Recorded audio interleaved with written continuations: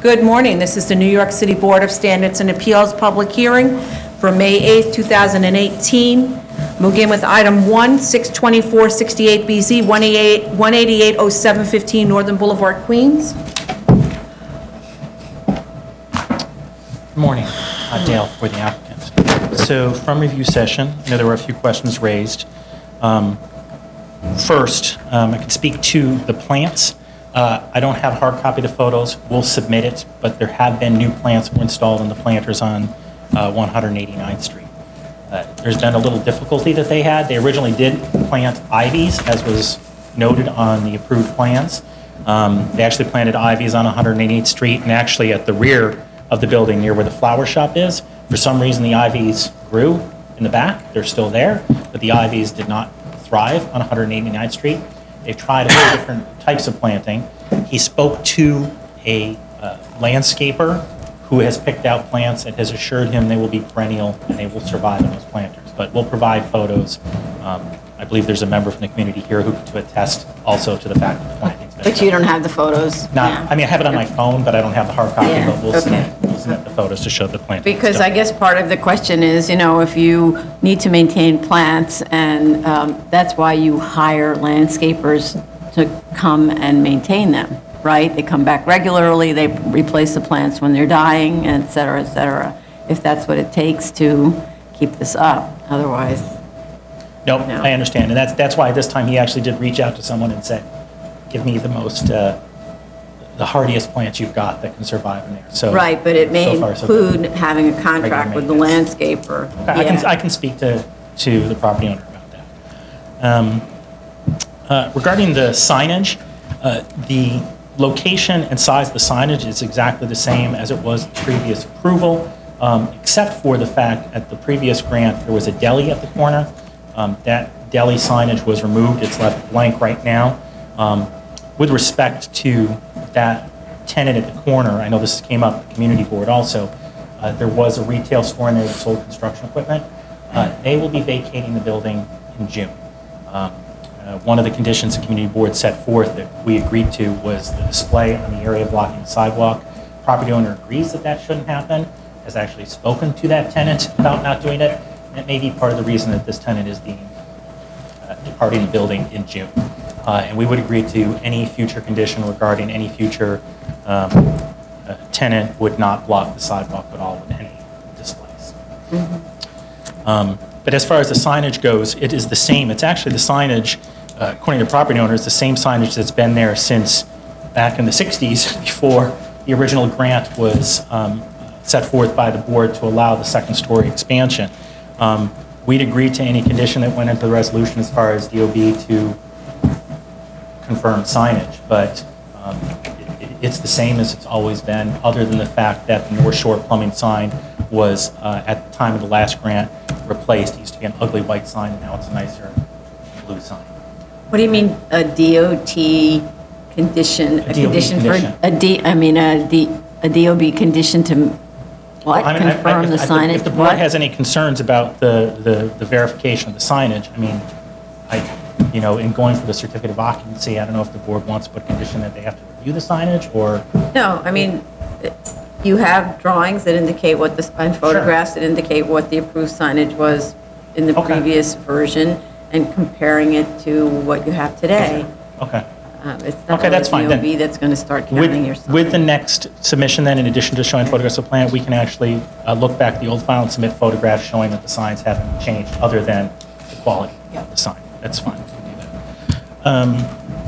that. With respect to the certificate of occupancy and the violation, the 2012 violation that was issued was actually there was a bathroom that was installed at the back of the flower shop. The violation references a heater, but there was some change back there. This was done by a contractor for the flower shop. They will correct that in front of the building. Speaking to the architect, he says it would be easier just to do that in conjunction with obtaining the new certificate of occupancy. And as far as the CO, the fact is they should have updated the CO. Sorry, so the status on those 2012 violations, that was work without a permit, that was related to something going on in there's a flower shop on the side of Utopia Parkway. And if you compare the previously approved plans and the current plans, you'll see that there's now like a bathroom at the back there. And it references a heater, a new heater, but really it was some plumbing work that was done that should have been taken care of. That's what was described to me by the property owner and the architect. But they will. So has that work been completed? The work's been completed. They just need to go ahead and address a violation and file plans. So they need to file legalization plans? Yes. And they'll do that in conjunction with obtaining the CO. Other than that, I would just note that we had submitted, I think, don't know if we had submitted it, but the Land Use Committee had approved. The full board of Community Board 11 actually had their meeting last night and voted to recommend approval of the application with the conditions that they had noted, many of which I think were echoed in the letter from the Auburndale Association that was submitted to the record. You know what the We vote agreed to was? those conditions as far as maintaining the planting. There was an issue as far as blocking the sidewalk. Just to know, at the time of the previous grant, there really was an issue with the sidewalk being blocked when patrons would come in to pick up supplies from the plumbing, the plumbing house, the plumbing supply house. Since that time, they've taken a really active effort. It really has improved. They don't block anything when they get deliveries. They have the ability to drive into their little warehouse and they keep that free for deliveries. Any blocking that happens is sometimes they have a customer who will come in and pull into the bus stop area or pull up on the sidewalk. Whenever they see that, they run out and tell them they have to move. They really do actively try and take care of this, but it's initiated by customers coming to the site, bringing their vans up. They go out and yell at them, tell them to move, but there are times where it happens. Was the vote unanimous at community board? Can you speak up closer Sorry. to the mic? Was the vote unanimous at I don't community know if board? it was unanimous. I actually didn't attend. Okay. Something like that. I would note, though, just at the Land Use Committee, actually, a neighbor of the building, as you face the building, actually over in the flower shop, the resident of that actual building was there and didn't offer any objections at the Land Use Committee meeting. They have a good relationship with that particular neighbor. I don't know if that neighbor appeared at the full board. But as far as planting, that condition we agreed to, and we'll talk to the property owner about having a landscaping company contract. We agreed to the condition about not blocking the sidewalk, be it deliveries or any new tenant in that space. We think that that's agreeable. So in terms of the note, can you give us an operational plan about how staff works when someone comes, when there's a client who comes and drives wherever it is they drive that's disagreeable? Can you give us an operational plan on that? Sure, I can put that in the letter as far as explaining that. Yeah. In brief, they go outside and tell them, move. But Okay, but in other words, it's important to note that they're not ignoring it, that they actually have a person who's monitoring the activities and making sure that they keep it clear, as opposed to, what commonly is, it's his responsibility and therefore nobody takes care of it, right? That's fine. We can definitely include that information in there. I think that those were the primary concerns. That's something you want to add? I had a couple of questions Sure. with regards to regarding the open space in the rear. Okay. There's the grass area that's next to the florist. On Utopia? Right, on Utopia. I couldn't determine the condition of that space. And that open space that's fronting 189th Street, that has a temporary shed above it. And that should be removed or should be addressed in some form or the other. And I don't know what the condition of the fence is between or whatever the separation is between that commercial operation and the residential. So if you could provide some photos of the conditions in the rear. Yeah, that was asked at yesterday's review. Okay. And also we asked for a compliance chart, just to go down through the I thought we list. had submitted one. If not, we can definitely. No, actually, I don't think it was a chart, it was just the compliance certification. Okay. So we can do the compliance chart, we can get the photos. I haven't gone into the central rear, but over where that side building is, that open area, it's got the planting that's there, and I think we already have photographs of that. But Yeah, we I can think reach on the out. Utopia, you do not have any shed. It's on the 189th Street, there is a shed in that open rear space. Okay. But I couldn't also determine the condition of the grass area that, as per the approved plan, required. What state it is in, and I'll take a look. I'll ask them to get photos on that. Okay, And so- then with respect to the C of O, it expired in 2001, what's the story? They have every intention of getting the CO as described to me. They had the property owners, just so you know, the property owner actually runs North Shore Plumbing, which is the primary tenant there. He had staff people who retired, but those staff people are the ones who kept track of various approvals. Simply put, they should have gotten the CO and they didn't. They realized that they needed to get the CO. So we need, because, you know, how long do you go without a C of O and promising you get one? And in this case, it's a purpose-built building. It's not like you're prevented from obtaining the C of O because there's all these other activities above that are in violation and so on.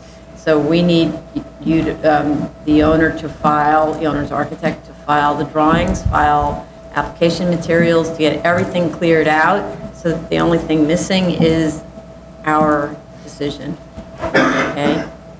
Okay, I can speak It's to the architect. in other words, you know, what are we, 18 years later, 17 years later, we don't have a C of O. And so the only way to know that you're going to get a C of O is us see everything's ready for the C of O except for the BSA decision. All right, I can talk to the I don't know the status, but I'll talk to the project architect and ask them for that information. Okay. So the CO information, we'll get the compliance chart, we'll get photos of the rear, we'll provide proof of previous signage, we'll provide photos of the plans, and we'll give a brief operational plan as to how they address customers who block the sidewalk or the bus stop. Okay. Okay, that's good. Are there any speakers on this? I think Auburndale?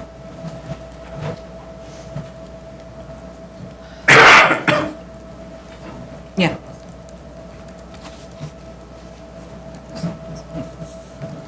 Good morning. My name is Henry Euler. I'm the first vice president of the Auburndale Improvement Association.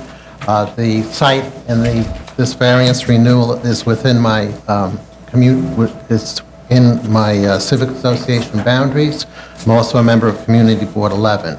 I attended the meeting last night. The representative, Mr. Dale, did not attend the hearing last night for this particular case. He did send a message that the applicant agreed with all of the conditions that the Civic Association and the Community Board Zoning Committee recommended, and I assume that includes a 5-year renewal time period for this particular case.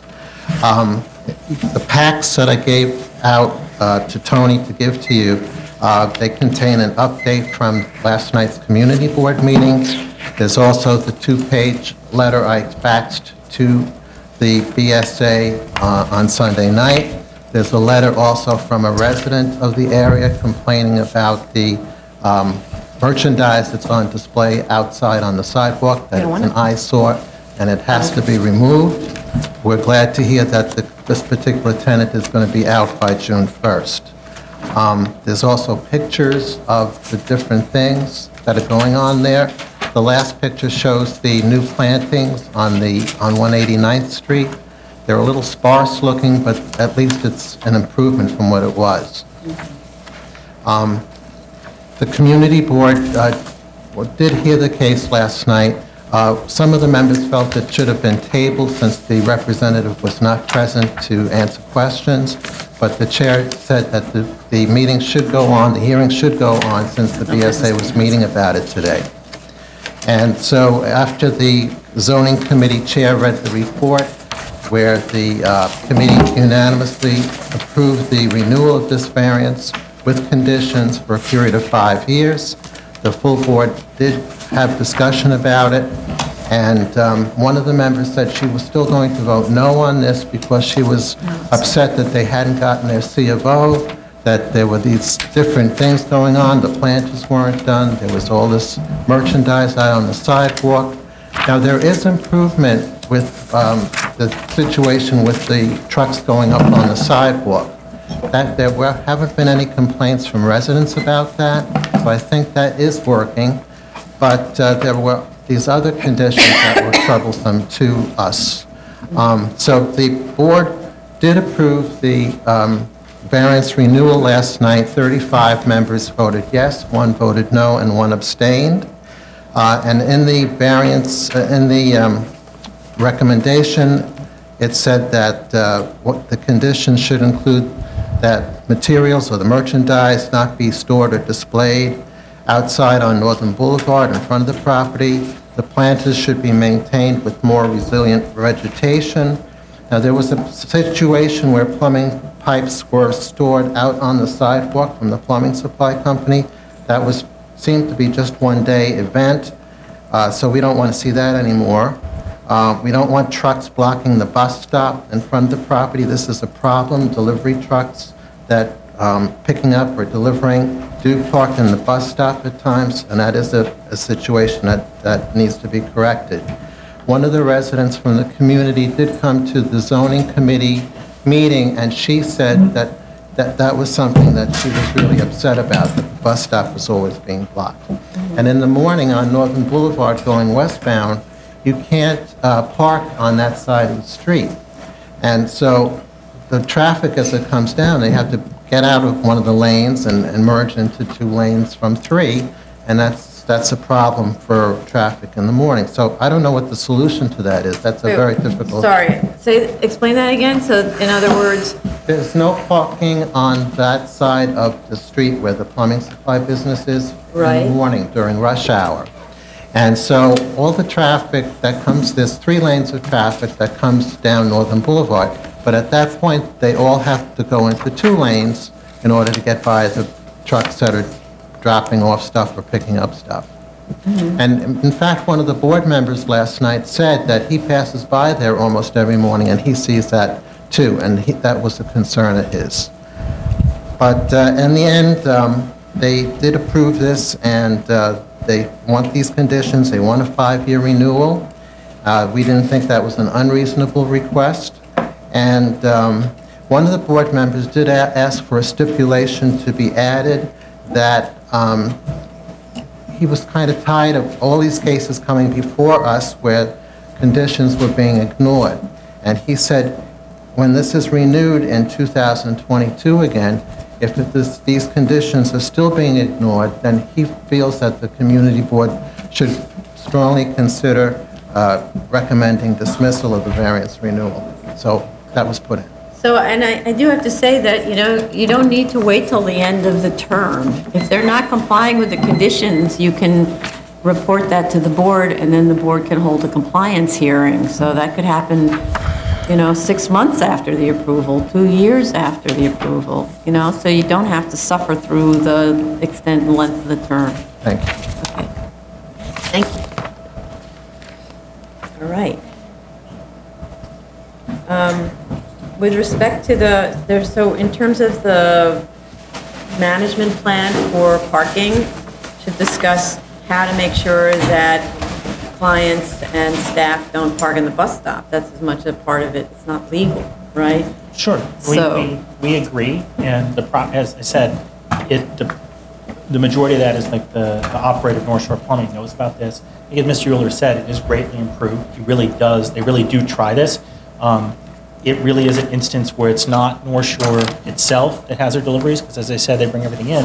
They have customers. When customers come, they come out and tell the customers they have to move vehicles, but, and they tell their regular customers, don't do this, don't do this, don't do this. But if they have a new truck come in and it blocks the area, they are diligent about it, but they realistically 100% can't say no one's ever going to do it, but when it happens, they will tell them to stop. No, but I mean, if you have actually somebody who's designated in the business to come outside when there's a delivery or a drop-off or whatever and make sure that nobody is parking illegally, that person, construction people are used to the idea of being told, move on to the next place, right? And they do that, right? And they do that. We'll put that in the operational plan. As I said, I think the key thing is to note that it really is greatly improved from where it was the last time before the board, and they'll continue to maintain that. But Mr. Euler mentioned that they're still parking in the bus stop. Right. And yeah, they'll stay on it.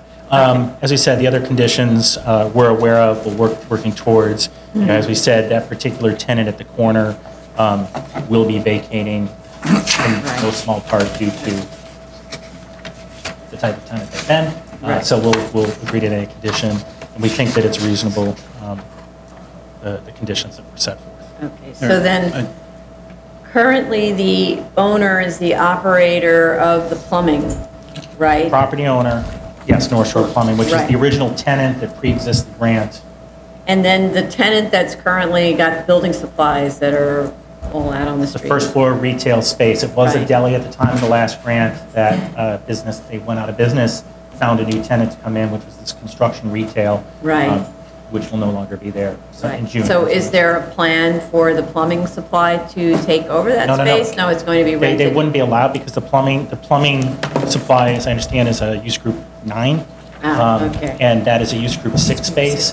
The use group 9 space, just, some history of the grant, the use group 9 predated the 61 resolution. It's been there for a long time. This particular grant was to add a second story at that corner, but also a second story of like the storage and the warehouse. So the plumbing wholesale supply store has been there for 60 plus years.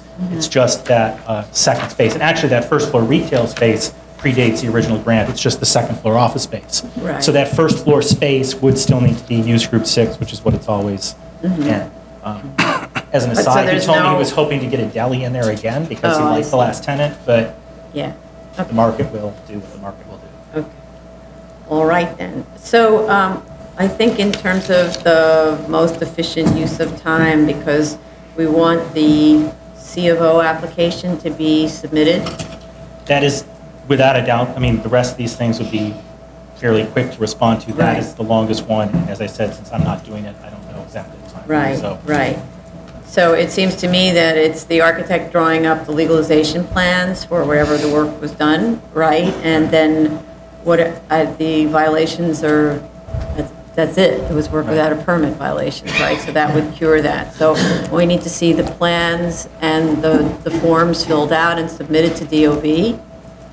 And they're, everything that's required to, under an alteration type 1, to right. obtain the C of O, okay? And the only thing that would be left then is the BSA, okay?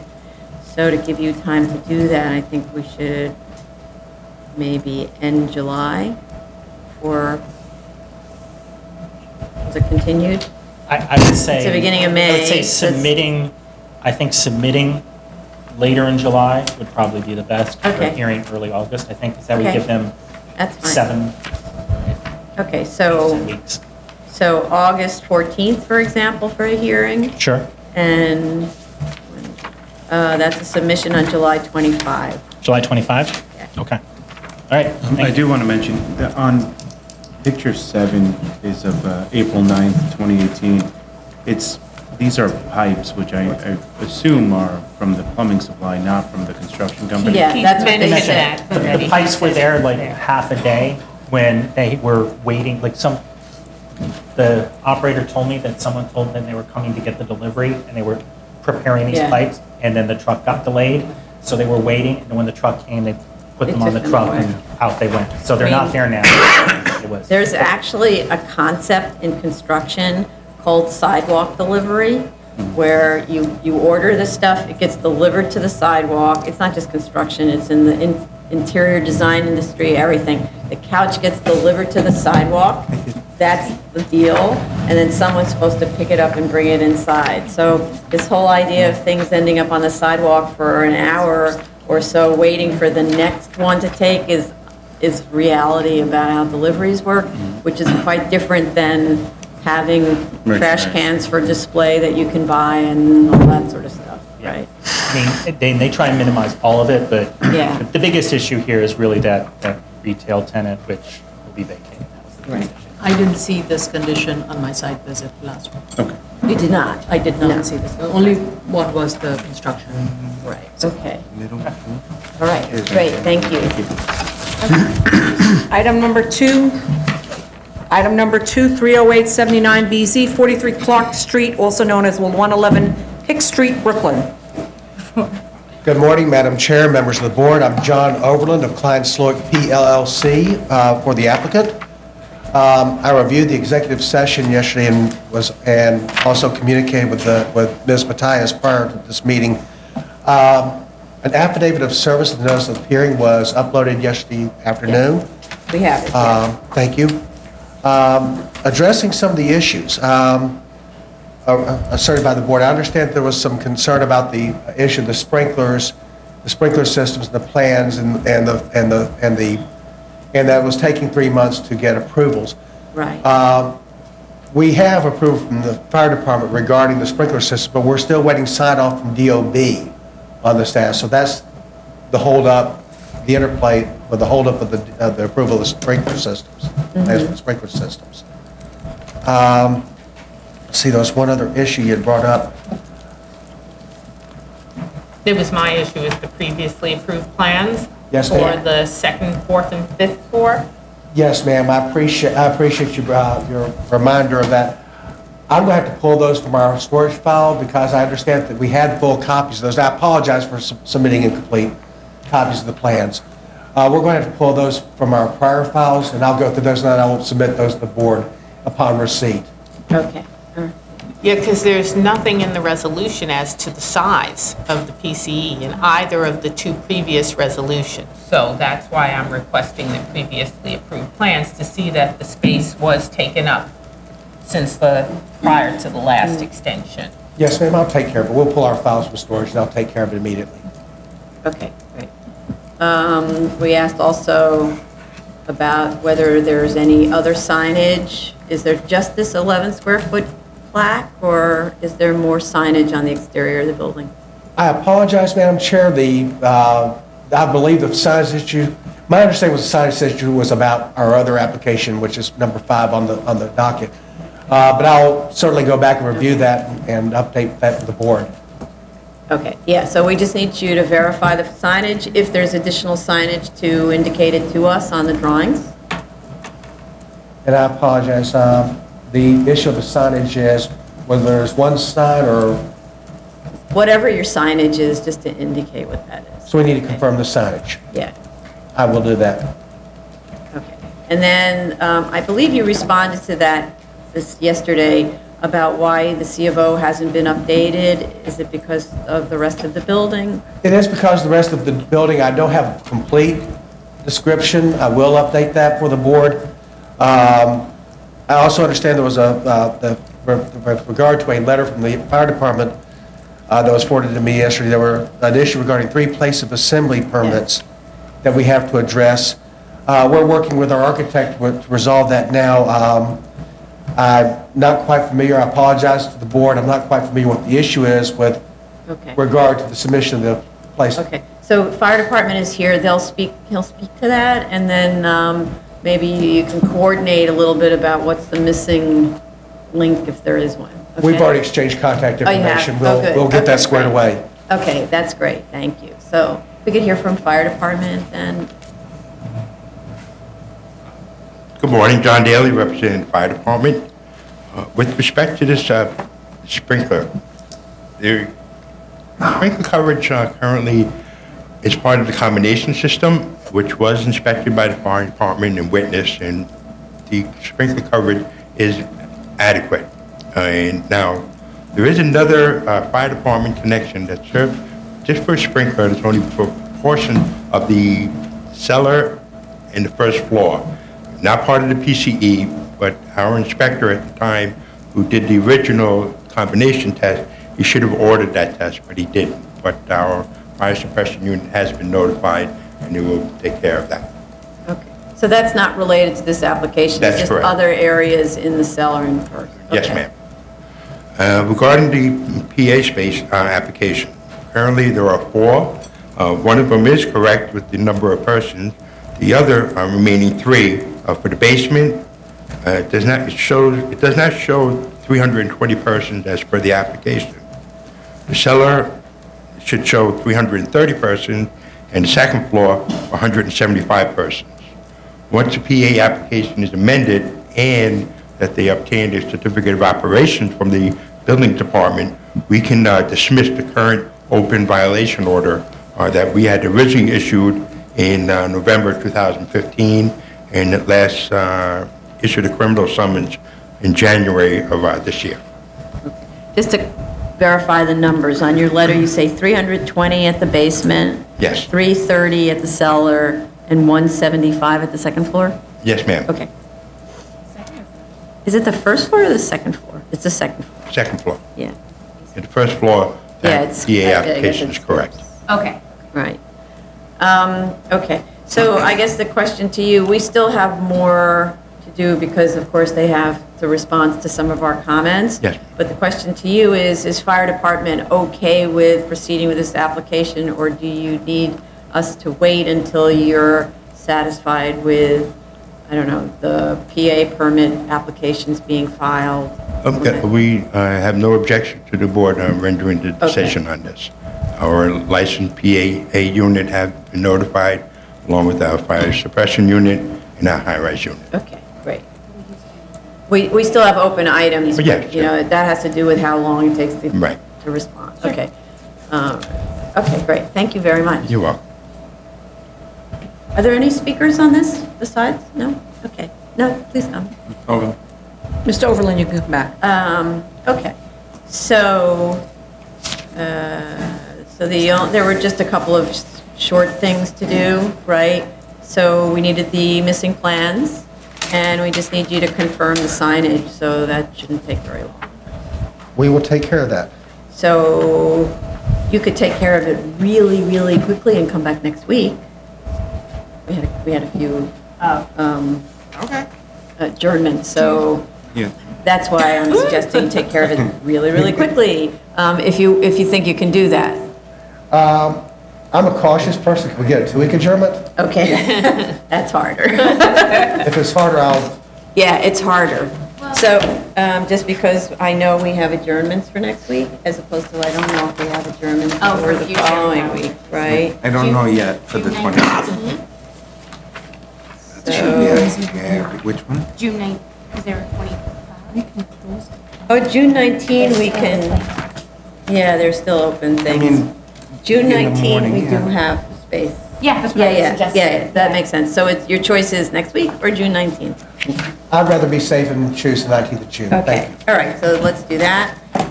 So June 19, and that would be a submission on May 30th.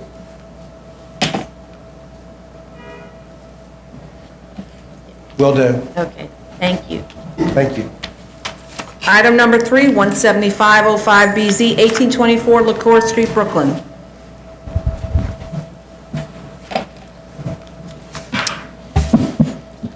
Of course this does. Fan Baton from Sheldon Lobel PC for the applicant. We attended yesterday's review. You need time to push the button and have No, something it, like, show it up was on your on screen? this whole time. Okay, so we attended yesterday's review session. I'm here to quickly just address some of the comments, and we also have Richard Pizer and Tom Amakis here to discuss some of the financing history on the site.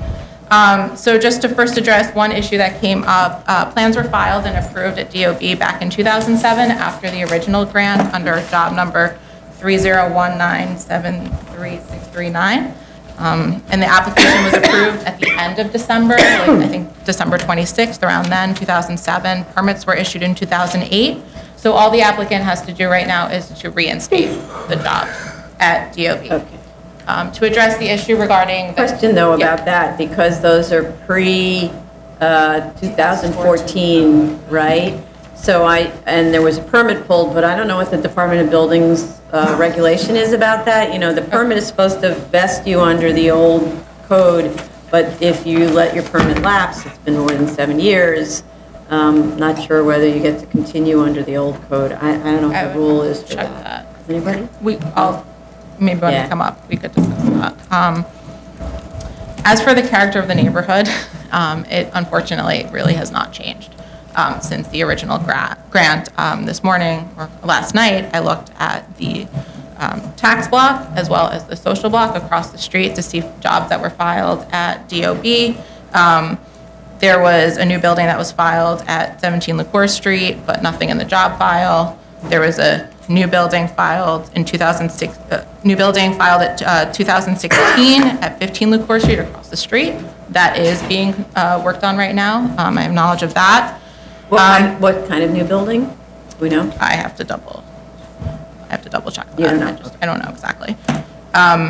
There was 34 LaCour Street, a new building was approved in 2008, but nothing was ever done on BIZ. So the new building that was filed recently, has work been done Do we know anything? Apparently work has been done, but I know that permits were issued for that. Right. That was the only one that actually had changed on that block. And then there was a new building in 2008 that was disapproved on 28 Lukeburg Street. So I looked for all ones that were filed. I looked for, there was really nothing that's been done in the character, unfortunately, in that area. So Except for this building, whatever it is, in 2016. 2016. That's just Okay. one compared to all the buildings on the tax block and across the street on Lukeburg Street. So right now, I'd like to bring up Richard Pizer and Tom Makis to talk about the funding history of the site.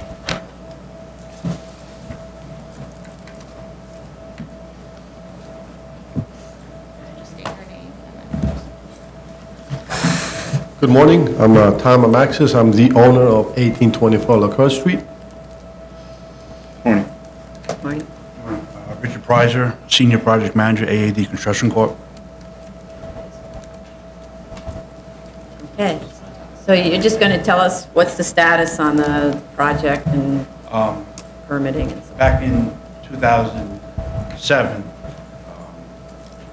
the financing, we went for, once we had the approval and the permits for the buildings, we went out and tried to get the financing for the construction. At that time, it was very difficult to get approval. We didn't have a line of credit. A lot of the work that we were doing, we planned on doing the work ourselves, so the financing just wasn't there. So you're owner builders, you were going to, Need a minute, yes. yeah, okay. The difference today is the company's doing very well. We do have a credit line. We do have our bonding capacities. We also have different outlets to acquire funding for the property and for the construction. And you're still going to be owner builders? Yeah, okay. Okay.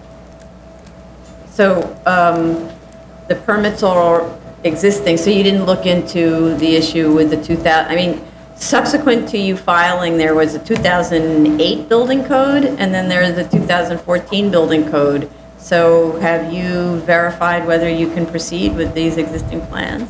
Yes, because it also, the plans, Could you move more a little into the mic second? Yeah. the plans have a fire suppression system. So that was one of the major items. The only other thing would be the flood zone. Oh. Right, so, So that one, the way the buildings are built, the houses are built, they're up, or they're not recessed. right, so, So the architect feels that it should not be a problem getting it recessed. because more things change than fire suppression, right? Sizes of staircases, I don't remember if there's an elevator in this building. No other. No elevator, okay. Four-story multiple dwelling, okay. But the handicap requirements change significantly. You've got a four-story multiple dwelling, right? So you're required to provide accessible units today that you wouldn't have been required to back then? Right. The only changes that would happen would be, accessibility would be cabinets have to be accessible. Also, No. I'm just- Rotations and Right. sizes of corridors, Right, sizes what of I'm bathrooms. what I'm saying is, according to the architect, what drawings were done back then till now, almost all will comply except certain items like accessibility for bathrooms, might be a swing, might be the 18 inches offset. Might be an elevator. I thought elevator. It sounds like what you might be getting to is Yeah. this might need to be an amendment as Right, well yes. to update That's- your plans to Yes. current code. So you may want to investigate that because not only would it prolong your construction period, but it'll bring you back here to file another application. So I think Ms. Batan understands what we're getting at, so Yes, maybe yes. she can advise you offline. Yeah, okay, so I think, you know, rather than make a decision today, because that'd be a shame that we close the hearing and then, right, or decide. You just take a look. Yeah, take a look. Yeah. You have to take a very careful look. How many units are in the building? 12. 12. You have a building that's going to be required to have an elevator. So I'm pretty certain, based on the conversations that we've been having the last few weeks and other projects, okay? So make sure your architect is looking at this, first of all, in terms of the fact that you got a permit in 2007 prior to the 2008 building code. I don't know what that does to you, whether there's a vesting that goes on just by having a permit, but the fact that you didn't build, I don't know what happens. That might send you right into the 2014 building code, which is much more stringent in terms of all of these things than the 2008 code, okay? So careful, careful, careful. And I would suggest that Fay Ann help with that. So we'll have to obviously discuss this on the Yeah. discuss this or Yeah. remove this. So procedure moving forward, we just open until. How much time do you need to come to that decision?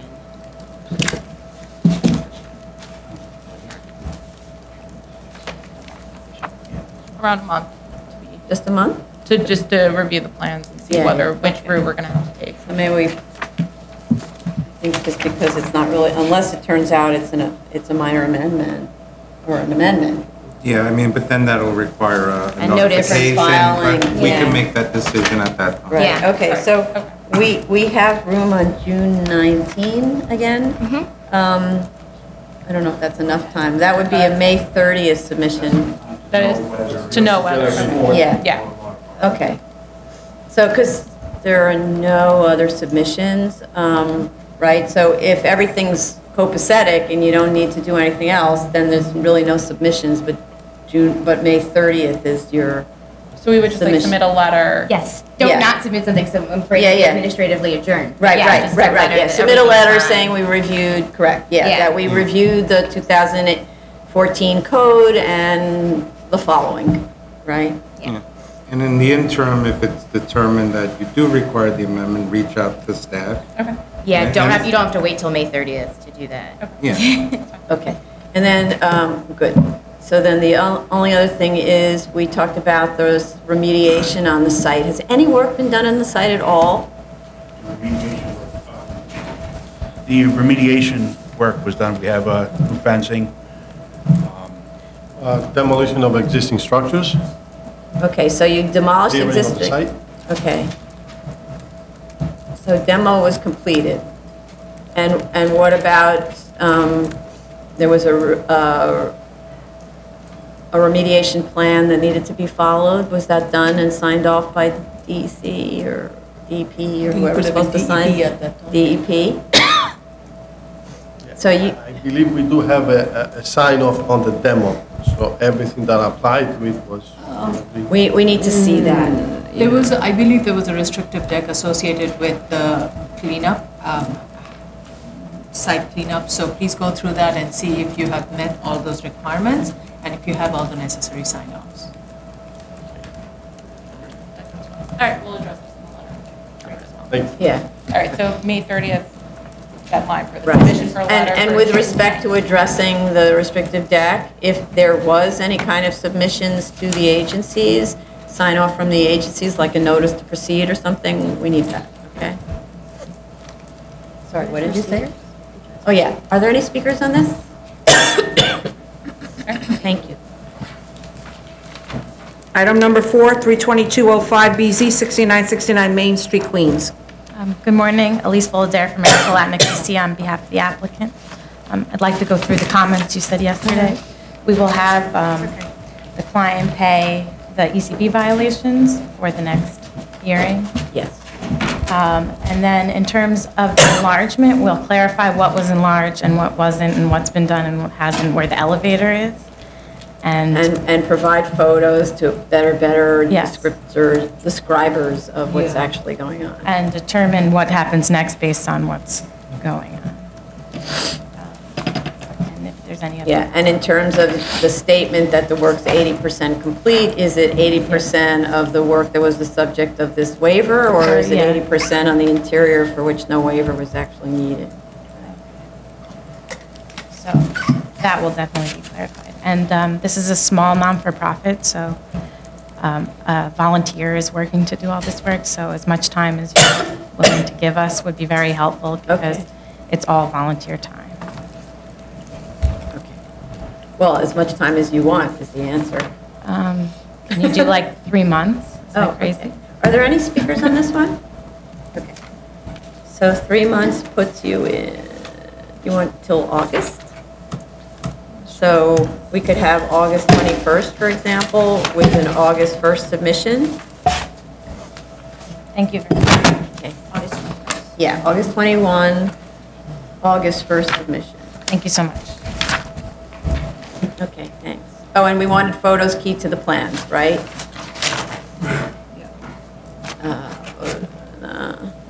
Yeah. Okay, thank you. Item number 5, 1809 BZ, 250 West 54th Street, Manhattan. Okay, I have to recuse from this little one.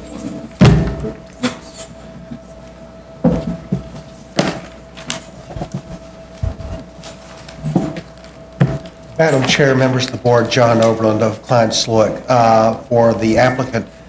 I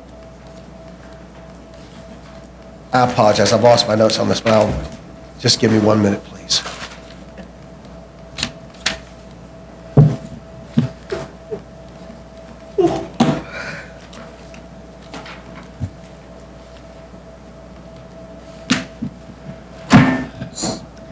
Maybe we can start with the questions and you can. That would be helpful. Should we wait for the chair to return? She's recused from this She's application, recused. so this is your board. Okay, very well. Questions that we had was, as per the 2012 approved plan, there was a requirement that installation of fire alarm and sprinkler system, and we wanted to know, A, if that was installed, and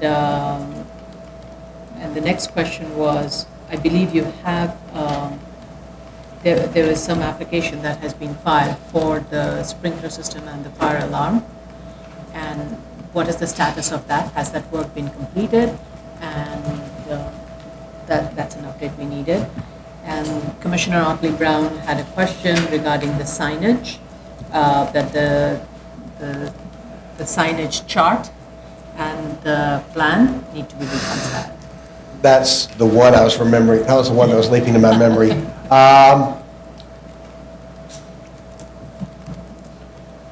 The latest I have on the approval of the sprinkler system itself is that there was an application for approval of fire alarm had been submitted to DOB in December. I'm going to have to confirm the status of that for the board.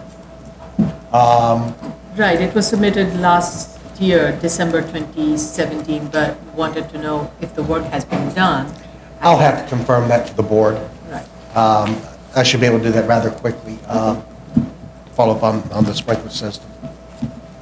So I guess we need to find a date. Sure, how much time do you need? Well, I'm kind of inclined to ask for the same 19 June date, but the submission date of the 30th. And that's because upon my arrival, Director Daley was introduced to me, and he gave me some other papers that we have to address. I believe that the fire department also has some violation orders that we should be prepared to address, or at least resolve. So if we could have that date, that will give us time to confirm the sprinkler, fix the issue about the signage issue. I understand that there's some issue with it conforming with the plans. I've already alerted our architect on that, and that'll give me time to get with Commissioner Daley to resolve these violations. But some of those are for the building, and per se, the whole building, and not the Maybe PCE. Mr. Daly can Yeah, provide it. so, yeah.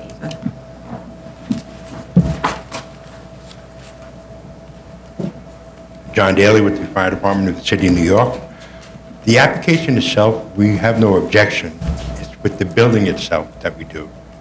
For example, our high-rise unit, which I provided council with a copy of a violation order, they are not adequately staffed to have fire safety directors or deputy fire safety directors.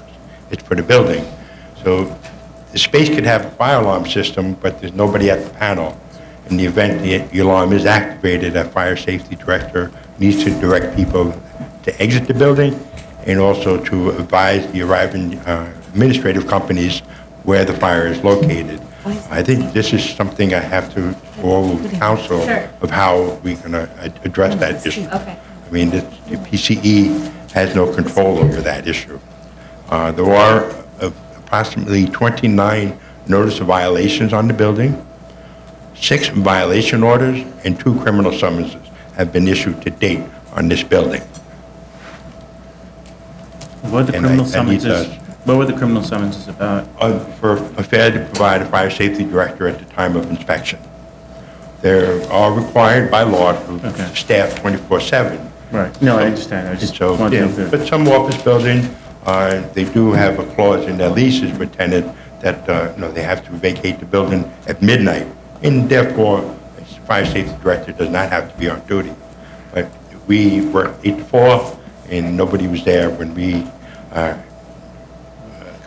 followed up on the violation order, therefore issued the summons. So this is definitely something you need to discuss separately with the council. Yeah. Yes, yes, As that does not pertain to the PCE. that's correct, right.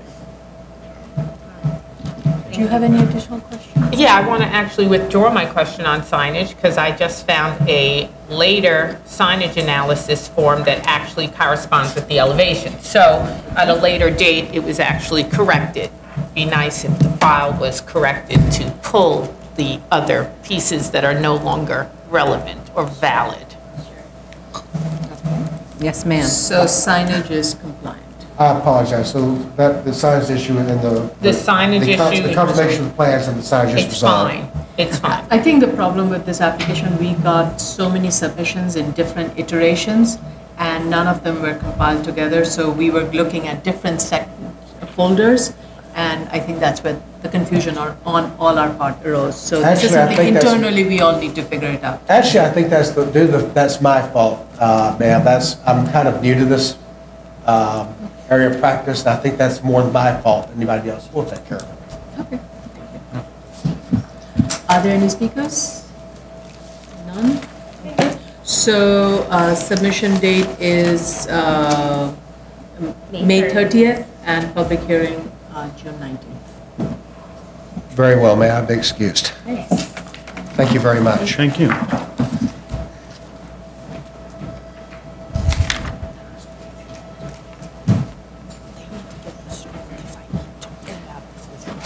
She back in?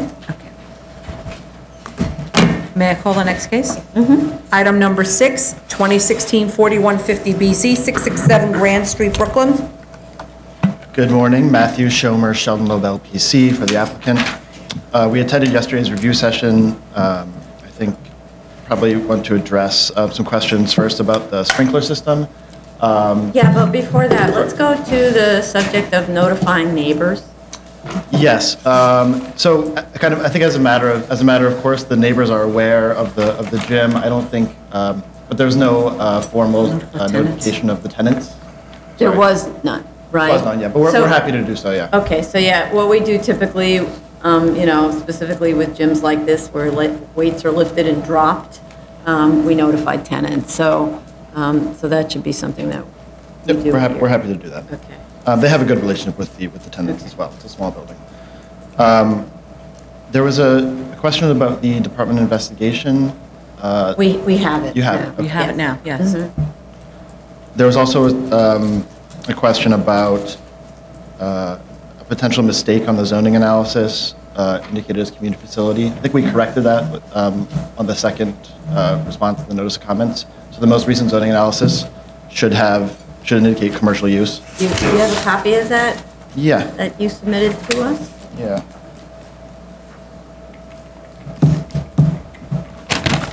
No, I didn't have that note. Okay, sorry. I didn't have that note.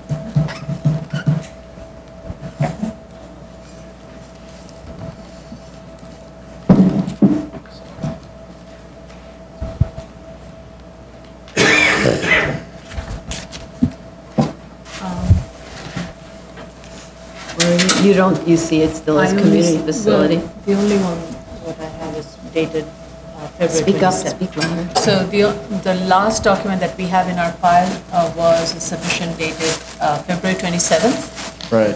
And in that, it lists floor area for residential use, floor area for community facility, existing and proposed, and the commercial is blank. So I think it's a typo. Yeah, I mean, I have a revised one that is. Okay, so that indicates is not commercial, in our but- file then. Okay. So if you could please We'll submit resubmit that. it. Okay. And then the last issues with respect to fire protection. So the building has a full sprinkler system for the whole building, not just the cellar space, which was the question. Those sprinkler plans were submitted. With respect to the fire alarm system, there was an application filed that is currently disapproved. The project architect indicates that the actual installation of the system can't be done until the PCE is approved. Okay, so we now have in operation a cooperation with the Fire Department and Department of Buildings. So following this hearing, we can send to you, well, you need to provide us with some materials. Yeah, do you want to? Yeah. John Daly, Fire Department of the City of New York. In order to expedite this application, especially the review of the fire alarm system, if council could email me the paperwork, Yes. I can bring it right over to our tech management unit to continue their review and hopefully issue an approval on this. Great, thank you. So one of the things that we do need, though, so our project manager will send to you is a list of questions that the fire department needs answered in order for us to issue them a letter. So that's the process. So we'll send you those questions, and then we can then give you the letter and send the fire department the letter. Okay? Just, Matt, give me your email and I'll send it to you. Sure. Yeah, okay. Are there any other speakers on this? Okay. Again, to that letter, we need to give a 3-month window. Yes, Adjournment. right, but we, Oh, yeah, wait, we you need. still have issues. No, yeah, we still, do we have other, yeah, the zoning chart needs to be corrected, and we have to notify the tenants, right? So, but it's true that we give a 3-month window once the letter is, maybe that's the safest way to do that. Okay. Yeah. All right, so the way the letter works is it says on the letter, you have, we adjourn it for 3 months to give you an opportunity to maybe install. Sure.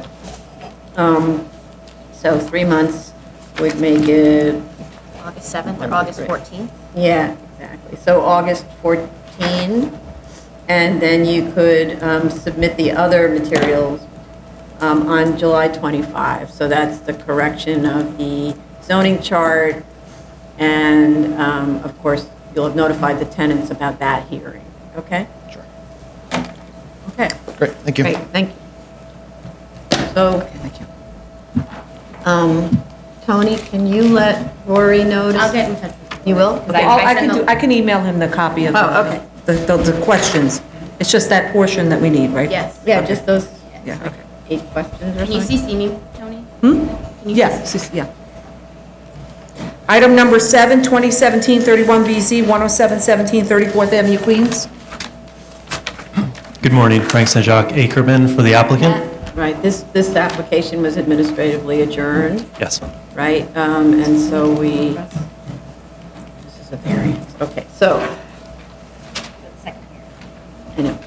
I need to delete. July 17. July 17.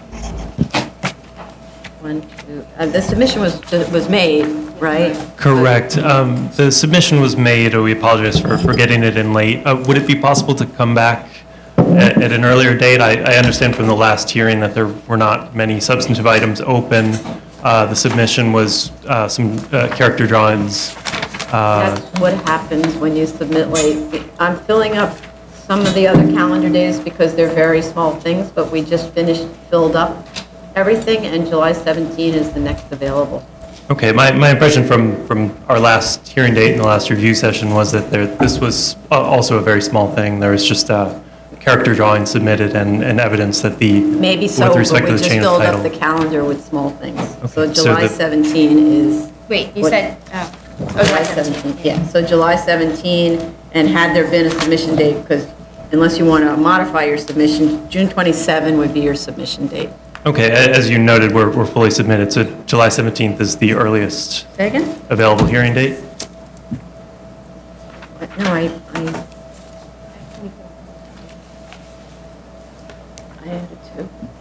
No, you added 2 to June 19th. You had 3 to June 19th. Well, yeah, 3, because you were away that. Oh.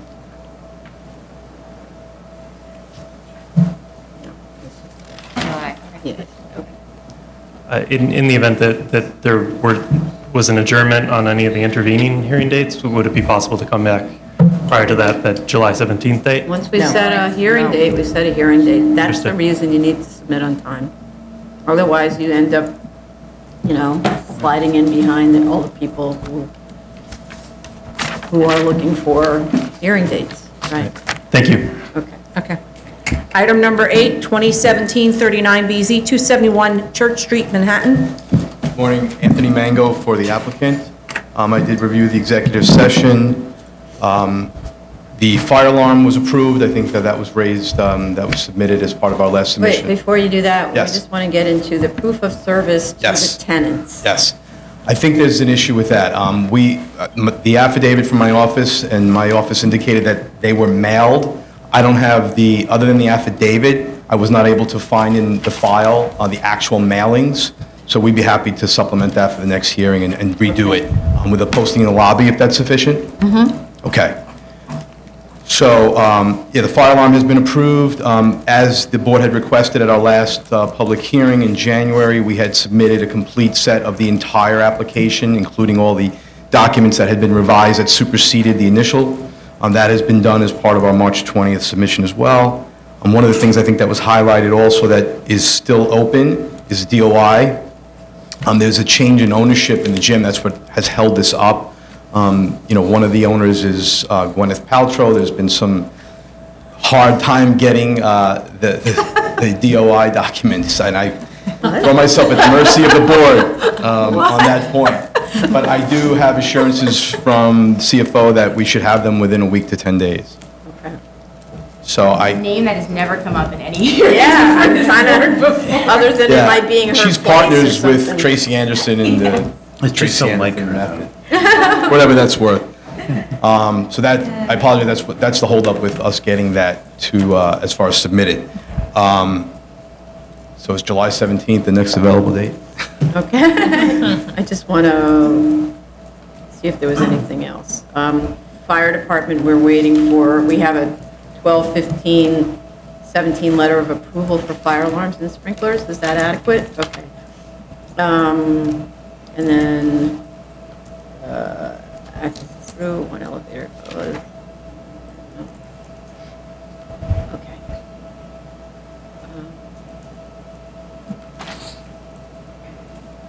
Okay, I was just reading. And DOI sign off. That's, I'm sorry, yeah, I'm sorry, yeah. Okay. Okay, so are there any speakers on this? So July 17 is what you said? All right, so then that's June 27 Thank you. submission. But in the meantime, you're going to notify tenants with... With a lobby posting. Yeah. Correct. Thank you. Item number 9, 2017-62BZ, 387 Park Avenue South. Frank St. Jacques Ackerman for the applicant. We attended yesterday's review session and understood that the only comment was with respect to the fire alarm. I spoke with the executive director and emailed staff, and then at the end of the day received a letter of no objection from the fire department. It's our understanding that all open issues are resolved in this matter. Is that correct, Mr. Daly? All right, are there any speakers on this? Do you want to say anything in the record? No? No. But he shook his head. Yeah, he shook, he agreed, yes, it's correct, right, all right. Okay, so this one we can close. For a motion to close? Chair Perlmutter? Aye. Vice Chair Chanda? Aye. Commissioner Otley Brown? Aye. Commissioner Shetta? Aye. Commissioner Shabeta? Aye. And a motion to grant. Chair Perlmutter? Aye. Vice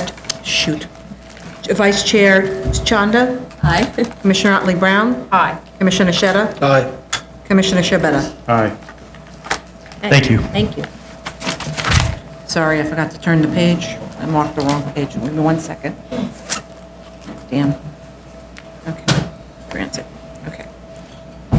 Item number 10, 2017-130BZ, 4701 Barnett Avenue, Queens. Oh, believe I did that. Good morning, Hiram Rothberg for Rothberg Inspector. I'm also joined by the owner of the CrossFit gym, Michael Seawald, to answer any questions. We attended review session yesterday. Yesterday, I provided proof of service to the board via submitted at BSA. Yeah. We also received a fire department sign-off yesterday as well from the board. And the community board held their public hearing last Thursday. They voted not to disapprove the application, which... Not to disapprove? That's how they term it. That's their phraseology. Well, I sent you the community board. Not to disapprove. So we have... You sent it to us? I didn't Yeah, see I it. sent it to you yesterday. Voted. They speak in double negatives? So they do. So we have an approval from the community board. Not. Sorry, that doesn't happen often. Yeah, not to disapprove. Not to disapprove. And I'm sorry if it was a little bit unclear, but the CrossFit occupies the entire 3,200 square feet space. It's an open plate floor plan.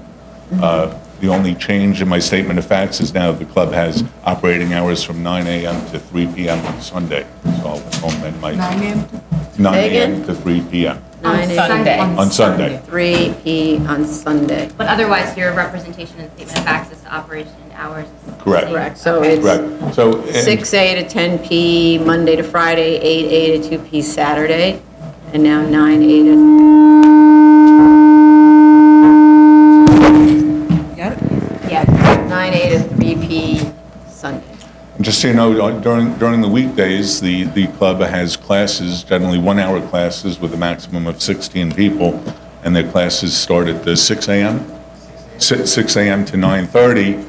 Then there's, the club is closed until one class that's given at 12:30 to 1:30, and then it reopens again at 4 p.m. So, you know, during those morning and afternoon hours, there's no activity at the club. It only has it has a membership right now of 100 people. When I wrote the statement of facts, it was 80. And really, the maximum occupancy that they could serve their clientele would be a maximum of 200 people over a period of time. Most of the people live in the surrounding neighborhood. There's not a lot of car activity, a lot of driving to the facility, but even if there is, there's really unregulated on-street parking, and there's no parking in the neighborhood. I go by that site very often, and until this application came through, I did not know there was a CrossFit. You didn't know there was what? There was a CrossFit operation there. Oh. It's very... Well, it means that they're not having people running around the block together en masse. That's the reason. At the hours you're there anyway. Right, exactly. That could be it too. Yeah. Right. Okay, so in terms of the fire department sign off, I just want to hear from fire department. They're okay? So because this means that, yeah, please come up, because the question here was the applicant stated it isn't required to have a fire alarm or sprinkler system. I just Due to the John Daly Fire Department, City of New York, due to the size and the construction of the building, having a sprinkler system and the fire alarm system is not applicable for this type of building. Okay. Great, thank you.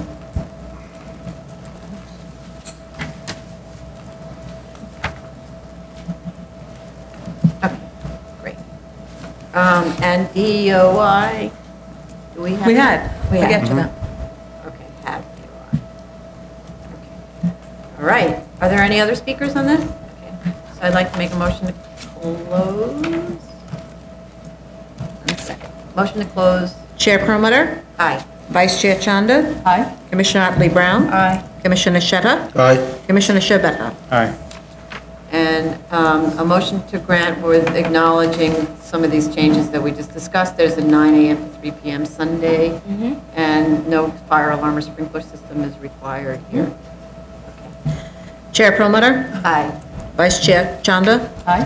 Commissioner Otley Brown? Aye. Commissioner Shetta? Aye. Commissioner Shabeta? Aye. Motion is Thank you granted. very much. Thank you. Thank you. We're going to call number 12 first before we do, so item number 12, 2018-17BZ, 2600 Island Boulevard, Staten Island. Good morning, Eric Knowles, Fox Rothschild, the applicant. We attended a review session yesterday, and we heard pretty much just one comment clarifying the location of the PCE. So I'll just touch on that. It's entirely located on the second floor. No portion of it's on the ground floor. If you look at sheet A1, which is kind of the bird's eye view of the site once it's going to be completely redeveloped, you can see that the LA Fitness space is in the lower right-hand corner. It's been hatched, it's been dimensioned. It says LA Fitness, second floor, 37,828 square feet.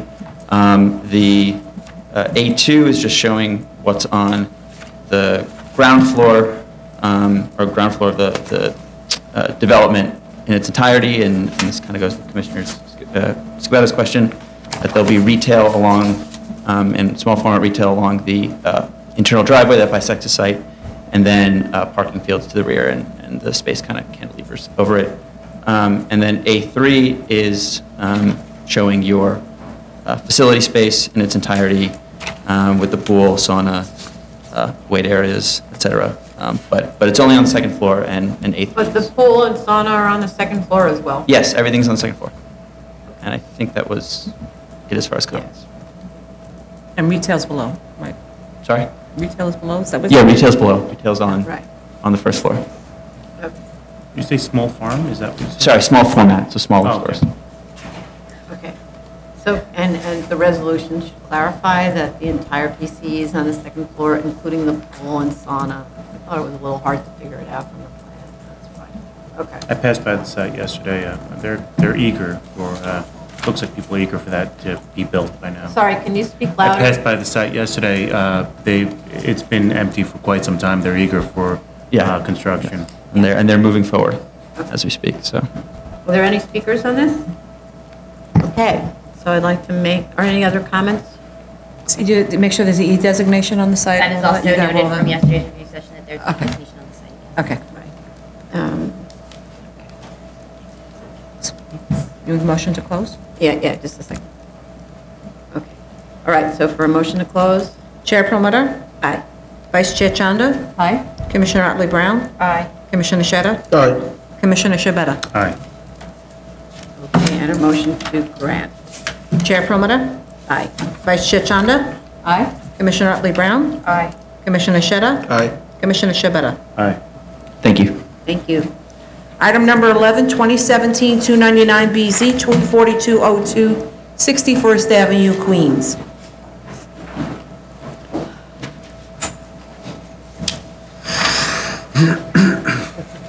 Pass down or? Thank you. Thank you. Thank you. Thank you. John Popin from the Dwayne Morris Law Firm. Again, thank you for putting us on today. We very much appreciate it. We were at the executive review session yesterday, and we heard the comments. Again, we've worked through the night to deal with the comments, and made a submission at 4 in the morning. That should give us some brownie points, hopefully. You're working like architects. We're working like lawyers. You know that. Madam Chair knows that. More like. But I have to say, we had architects all night long. We had DOT people all night long.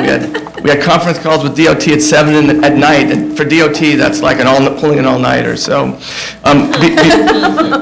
sorry, but for DOT fans. But so I just want to, we were hopefully put on, and we're hoping that we can address each of the issues sufficiently. We're hoping to, I don't want to, again, we respect the board's process, but we're looking to hopefully close if we can satisfy everything. To that point, I felt that one of the most important sort of things that were left hanging was DOT sign-off. And my understanding is that we received DOT sign-off this morning, We received a draft Okay. sign-off that I can read to the board if they will be satisfied with. What's a draft sign? Well, they don't have a signature on it. Oh, I see. Okay. Do you want her to read it? Yeah. Well, but she's offering to read what they said. What they said, yeah. Because we don't know what they Is said. DOT okay with us reading what they have in the draft? Well, I mean, I told them the commission It's up to you, because I told them. All right, Deb, go ahead.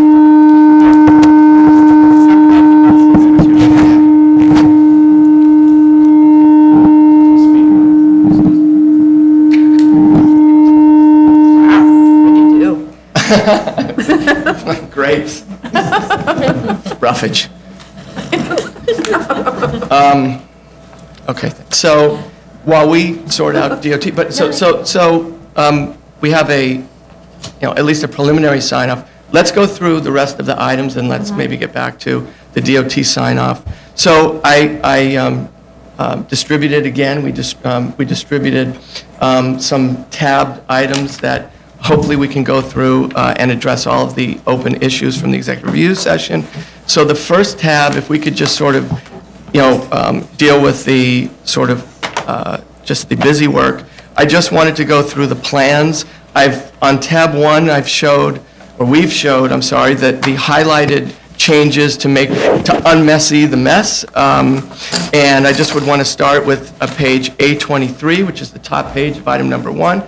The chair requested at the bottom of the floor area chart that we remove a total existing zoning floor area and rightly put a total proposed zoning floor area. It was kind of, but, so we made that change. We also on sheet A26, there was a comment that we make the total proposed floor area on A26 for the first floor be this, consistent with the total proposed first floor area on A23. And so you'll see that what we did was we removed, and this was a bigger issue of mechanical space, which rightly so doesn't belong in proposed floor area. So that's what's highlighted. We removed the mechanical space, put it down below the proposed floor area on A26, which yields, if you add up all now, I'm on A26, the floor area chart. If you remove, if you add up all of the first floor zoning floor areas, you come up with total zoning floor area of 11,680. And if you go back to A23, you see that on the first floor, again, you have the total there is, for first floor zoning floor area, is 11,680. So we meet up and we've removed mechanical space. Then we've got total gross floor area on A26 at 18,348, which is appropriate.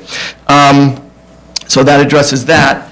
The next issue on the plan was we wanted to make, it should be very clear what is and what isn't floor area. And as we discussed at the prior hearing, based on variance, based on the precedents given by the past variances and what DOB is considering, all the new additional areas are going to be considered floor area. And so what we've done to clarify that is we've gone to page A27, and in each of the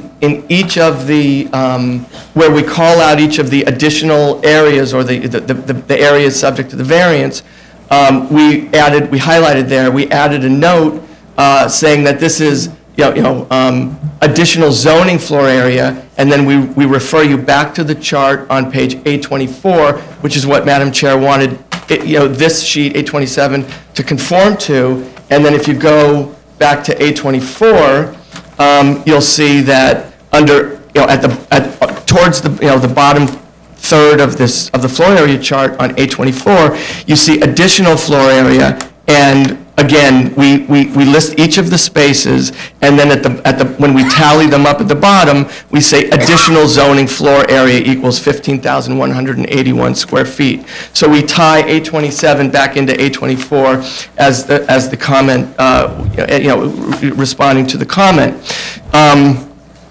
Then it was requested on A23 that we put subtotals, so it's easier for the commissioners to just, so that they don't have to add up all the numbers. Slow down a second. A27? Yes. D, the damaged goods and pallets. Upper left-hand corner, D. Okay. says 1,026 square feet. Okay. And if you go to A24D, it says 1,188. Okay, so there's there's a bunch of Ds. Yeah, there's multiple Ds. I know, it's confusing to me too, it's just the whole, but Okay, so yeah. you're adding the 108 and the 1026 and the 54. Okay. Yep, it adds. Okay. Right, yeah. Oh, here, okay.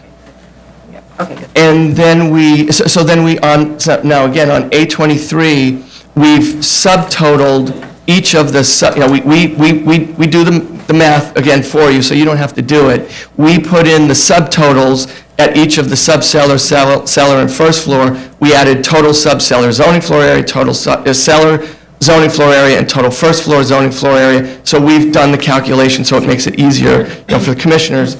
And then next, there was a comment that, look, we went through advertising sign, what is and what isn't advertising signage. We presented, section, 1210 of the zoning resolution, the definition of advertising sign. Okay, it's still, we're not perfect, we're all not perfectly clear. So let's just put a note on the site plan. We'll kick it to the DOB. It's in their purview anyway. And so we sort of went back and forth with the note language, and we highlight for you on A23 at the bottom, right in the center, the note is present on A23 at the bottom of the site plan. And then, okay, so then we move to the elevation and sectional designation part, and the comment was, the elevation and sectional designations may not be accurate. The call-out section, where the sections are taken from in the plans, I don't, the commissioners didn't understand that. So I want to have Larry Rosenblum from Ziskovich, who did these plans, come up and just speak to that, if I could. Thank you very much. Good morning. Hi, state your name, please. Larry Rosenblum, Ziskovich Architects, part of the 4 a.m. crew. And I just wanted to clarify two observations that were picked up correctly. The notations are correct on both A28 and A31. However, in looking at the elevations, we saw that there was additional notations that would be further helpful in clarification. So on drawing A28, which is referencing the cellar level, we added the door notations that cross-reference the retail spaces 1 through 5. So that's being added. I don't believe that's in your package now. That's in the presentation that's up here now. Oh. So we added all of these entrances. Sorry, if you can take the mic with you. Okay.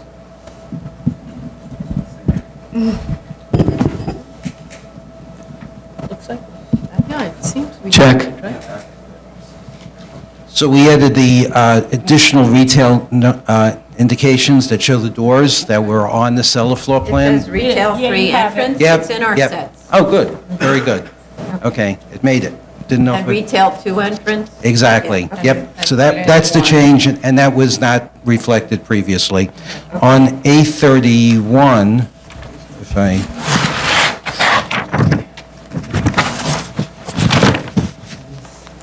A31, the cross-section was correct. However, technically, since the section mark was facing the additional 8,000 square feet, it should have been shown in elevation.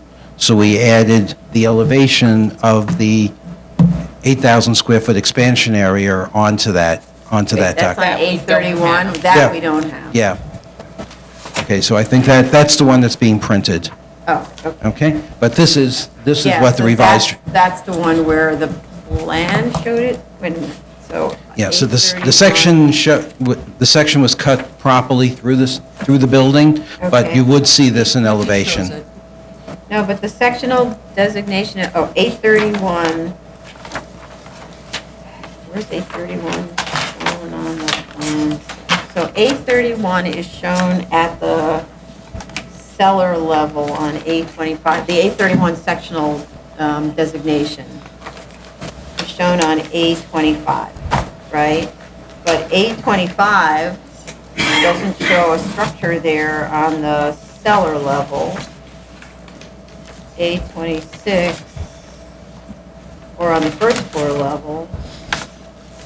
And there's no other place where, I think that was the problem. So if you go to the drawings, go to the floor plan. Okay, 825? Yeah, so if you go to, no, go to 824. Okay.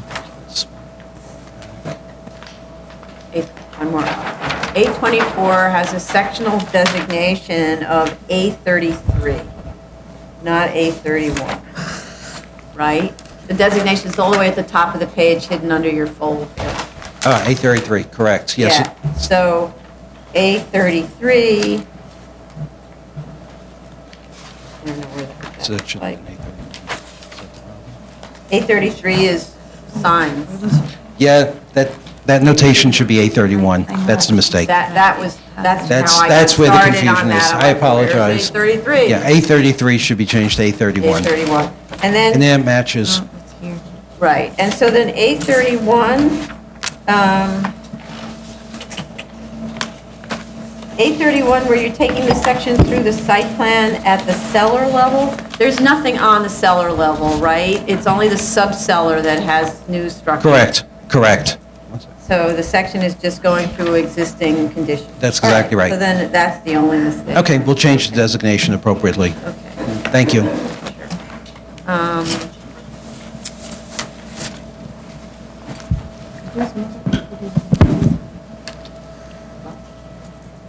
Oh, there's two 831?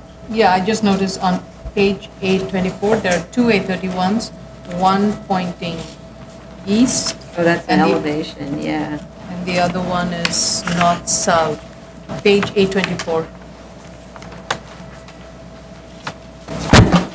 Yeah, right, Yeah. that arrow, yeah, That that's also also. 831. Yeah. So just kind of, Yeah, I'll clean up the notations. I think that doesn't need to be there, that's all. That is so much, I mean, we'll do that today. Yeah, we know. Even if, it kills me, right? So. It may, where you gonna No, go don't say on that. holiday. Yeah. Go on holiday immediately after. Exactly. Okay. Then, moving on. So, I'm moving on from the plans.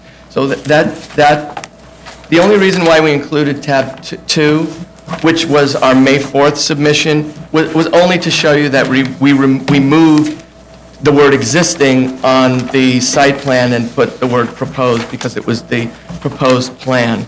Tab 3 and tab 3 are the changes we made to the existing and conforming site plans.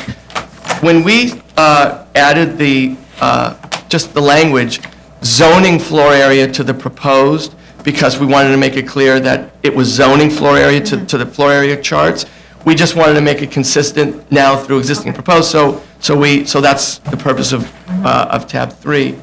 Okay, so the next issue was because there was a comment about the truck route, and there was a valid question because we had presented that the trucks would be coming out the truck exit. It was it turns out the trucks can't fit through the truck exit. But then there was a sort of a deeper concern, which is, listen, is there another way that the truck route is, can we sort of envision another way for the truck route or the truck circulation pattern to circulate so that it doesn't, it avoids such close proximity to the homes that are nearby. It doesn't sort of circumvent the passenger vehicles trying to park at Fairway and drive all the way around to the back of the site for the loading. Package 1. And it was requested that a parking engineer come to speak before the board, and we have Lowe's parking engineer, because Lowe's obviously wouldn't be interested in coming into the site if it was going to be problematic in any way, really, because it's a troubled site as it is. So we have Lowe's parking engineer who'd like to present for you. Thanks, John. Hi, good morning or early afternoon. For the record, my name's Kevin Soley. I'm a licensed professional engineer in the state of New York with Soley Engineering. In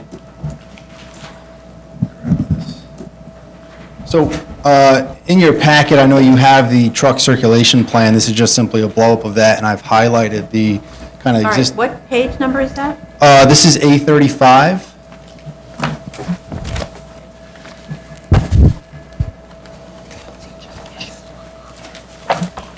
So, as I said, I am a licensed professional engineer. I'm also a certified design, development, and construction professional as administered by the International Council of Shopping Centers, and I've spent most of my career working on commercial shopping center retail projects like this. Hearing the concerns and listening to the executive session yesterday, I got a very clear understanding of what the primary issues are. So as we know, this center was initially approved back in 1950. It was constructed and came online in early 1960. And when it was developed consistent with kind of your standard shopping center style. It has, it breaks out kind of the front of house for parking, pedestrian, customer operations, then the loading and everything else in the rear is pushed into the rear of the facility. So the primary building in the back, the one where the Lowe's is looking at, all of the existing loading docks, which service not only the ground floor, the subcellar, but also the upper elevations, all that loading activity happens through the existing loading docks behind the store on this location here. So that truck circulation pattern, the way that it currently exists on the site and how it would continue to operate as part of the Lowe's operation is the same exact operation that was created when the center was initially constructed back in the early 1960s.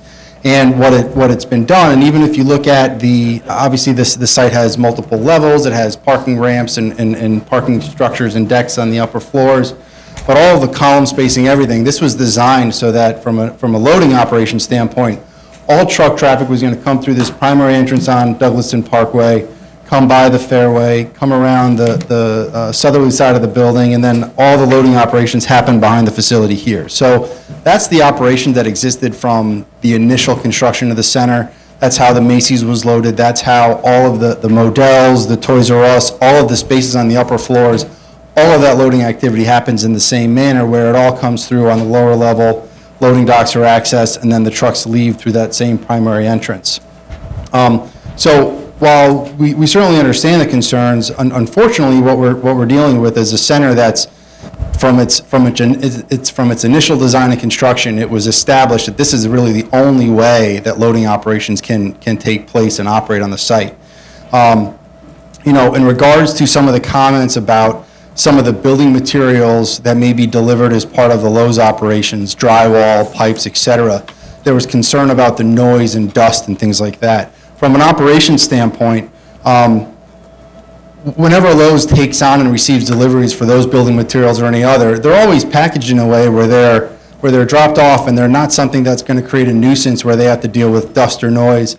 And moreover, from an operational standpoint, all of that heavier construction-related material, that's actually stored in the northern side of the Lowe's building here. So from a delivery standpoint, all of those deliveries and offloading will happen in this corner, which is actually the furthest away from all of the residents in the residential areas to the south in this location here. So from an operations standpoint, we think it's actually probably an ideal location to actually put all that loading operation where that gets then brought directly into the store to make sure that there isn't a nuisance or any undue aggravation to any of the residents.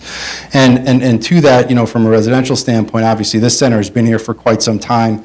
These houses to the south were actually constructed in the 50s and 60s, so all of these neighbors have lived with this operation and this facility here since its inception, because they're all kind of developed at and around the same time. So, we're somewhat limited because obviously we have a center, it's old, it exists, the operations are there. We're simply trying to continue to maintain that operation in the same way that it was initially designed, and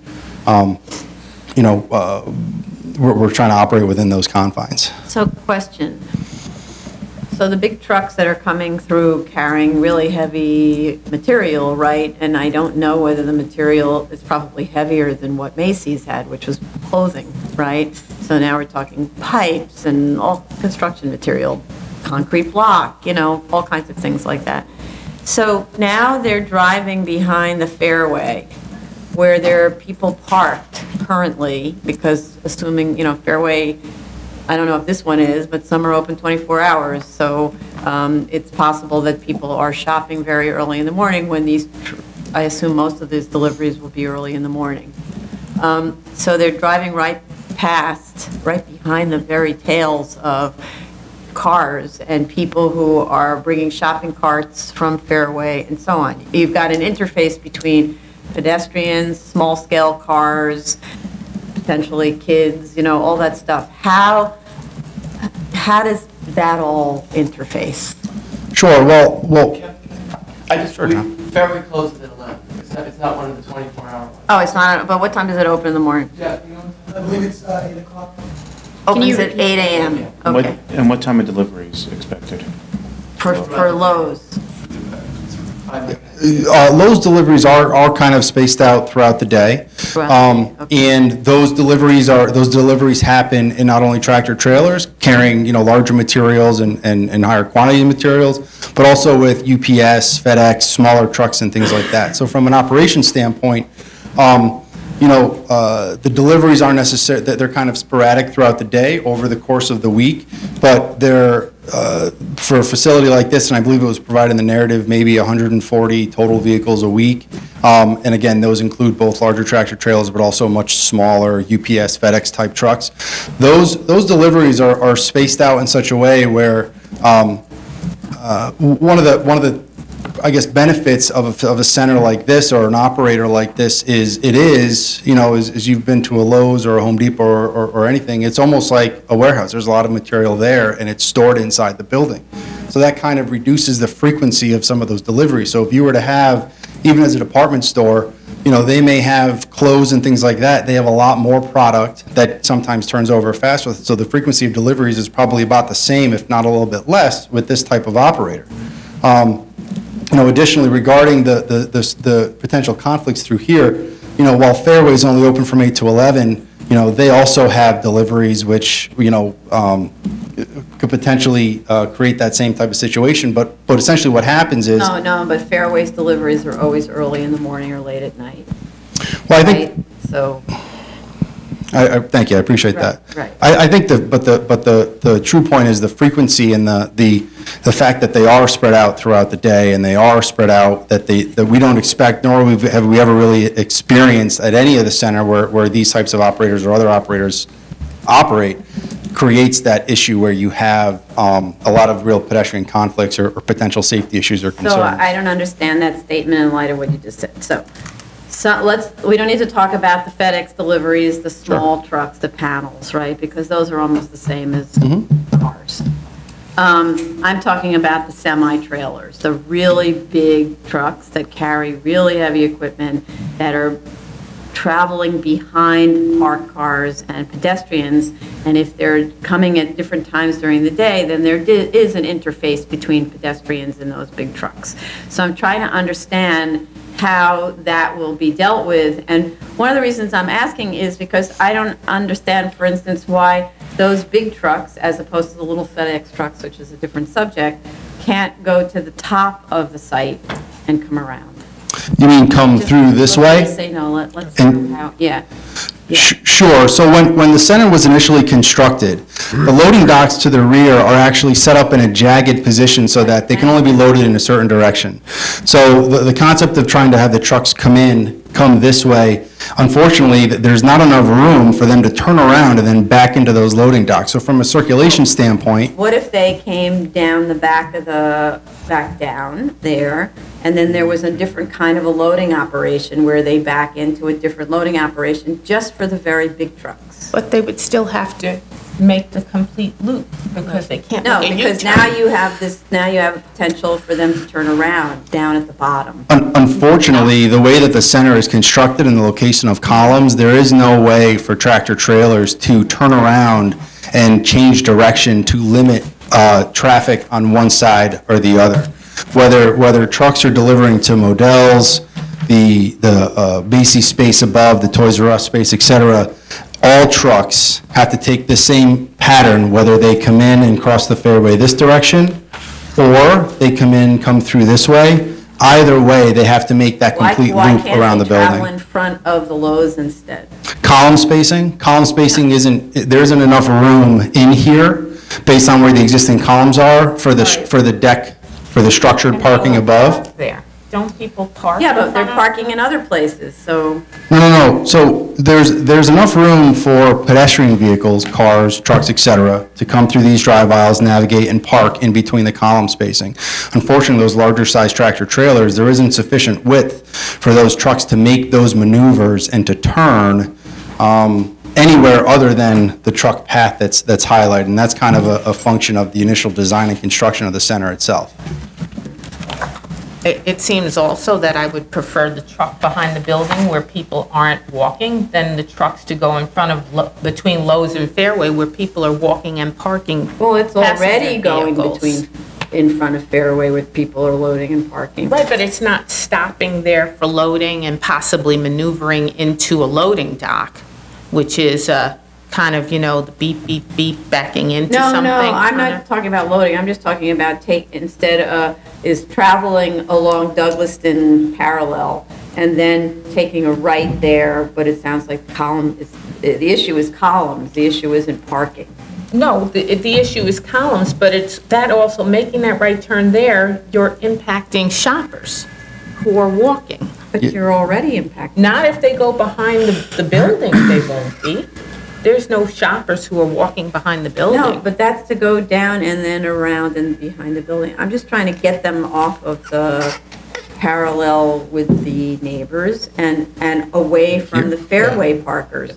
This is having a much bigger impact on Fairway than it is on anybody else. Seems like Lowe's should take the hit for its own deliveries instead of Fairway taking the hit. And on the neighbors too, I believe going that route, going down first, all the way down and then going up, that maximizes the impact, not just on the parking behind Fairway, but on the neighbors as well, because that truck has to go that route while it's loaded.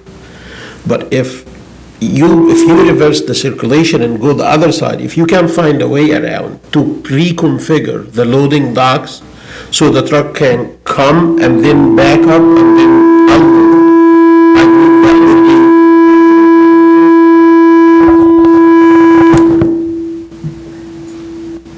be. Use the computer. Yeah.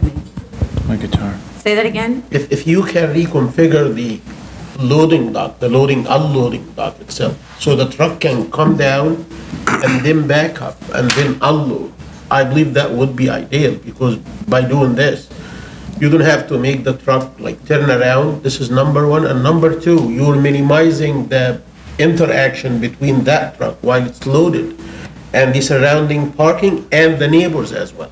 Say that again? Yeah, Can you go through that again? Or maybe, point it, could you bring that? Sure, further I'm happy over? to, yeah.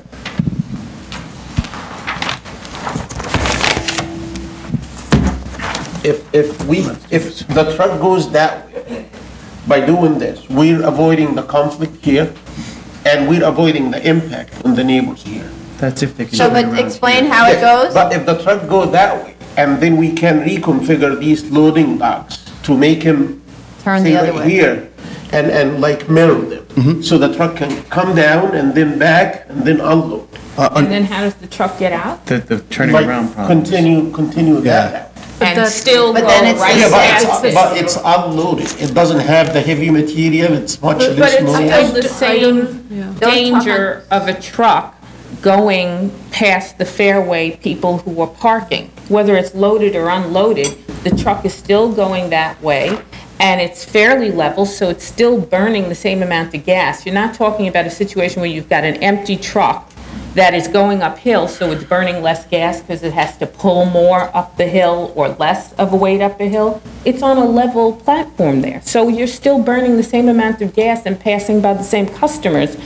So to me, I don't understand why you would reverse the direction of this procedure that has been in place since this mall has been in place. Yeah, I would And if say- anything, the Fairway is the imposter here because the Fairway is the latest building in the game. The Fairway wasn't here at the beginning. At the Well, beginning, they're not there in the was the process. loading zone and the loading directionals. Then came Fairway expanding into the parking areas. So I And then don't see came why loads. now we have to restructure the whole loading pathway to accommodate Fairway when Fairway isn't even complaining. I don't understand. Well, It's no. all it is doing is, and this is my turn to talk, is creating a lot more hassle in terms of demoing and reconstructing behind Lowe's that to avoid something that you're not going to be able to avoid anyway, because the whole hardship here is the way in which this department, this shopping mall was developed, carved into the side of a hill or a mountain, an incline, with the parking and all of the places where the public is really amassing in front of the building. That's the situation of the So mall you're saying- from the beginning of time. And so this has always been here, and it's always been a challenge, because when you have the building in the rear of the site, you always have access issues getting to that rear of the site. And because of the way in which the parking area and the customer flow is in the front, you're always going to have that interaction between trucks, cars, and people. You're going to have it regardless. So you're saying it's not going to change a lot? Exactly. not gonna It's change going at to all. create more of an issue trying to demo and reconstruct just to have the trucks just going in the opposite direction, but taking the same path. Here's a Still question. running the issue of coming into contact with cars and people who are always going to be in the front of the buildings, because that's the nature of the mall.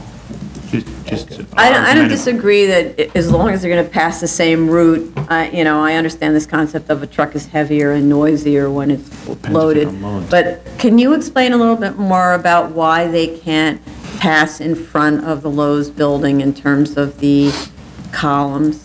I didn't quite understand that. It's when you get to this point here, where the columns are constructed, there isn't enough width to allow for a tractor trailer to take a left turn, a 90-degree turn through here without having a conflict with the existing columns. So, the drawings have these little stars and things like Those that. are lights Those are lights. hung from the under ceiling of the parking Oh, so structure. this is sort of like a reflected ceiling plan. It has both the columns and the lights on it. We probably could Okay, have. so the little stars are lights. The columns are where? The columns are, So there's, at the end of this parking space here, you can see there's a black rectangle that represents a column. between there's three parking spaces at the top and the one in the middle of the parking space? Is that Nope, there's 3 parking spaces in the top, there's a star in the center of the 3, that's a light pole, and then on 4 corners of those 3 spaces, all 4 of those rectangles represent So- columns, correct. So, quick question. This is one-way or two-way? It's all two-way. It's all two-way.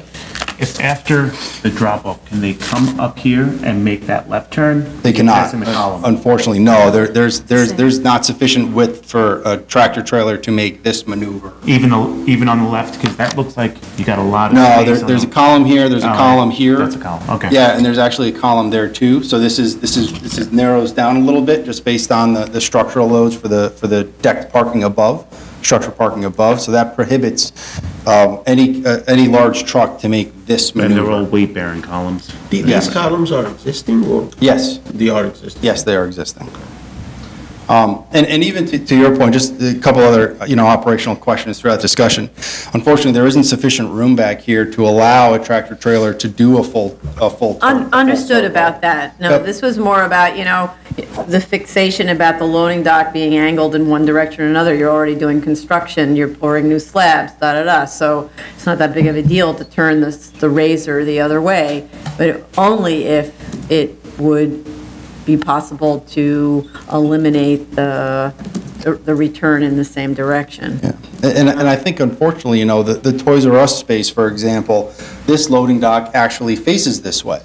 So the truck actually does pull this way back into the Toys R Us space and then leaves in the same pattern as the other vehicles come in. So whether trucks are coming in from one direction or the other, you're still going to have that circulation pattern. You're still going to have that pattern. So, and there's no way to avoid it with the continued operation of the center. whether it's a Lowe's or Macy's stays in business or any other retailer comes into this facility, this operational loading issue is going to exist. Okay, too bad. Yeah. Thank you.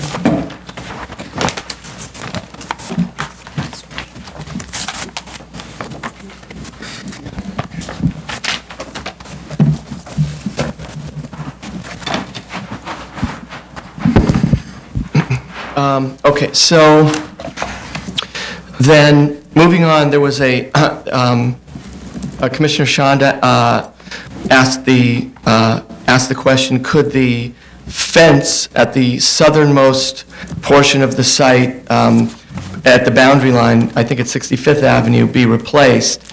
And the answer is yes. Yes, I was referring to mostly the fence that I noticed along this area.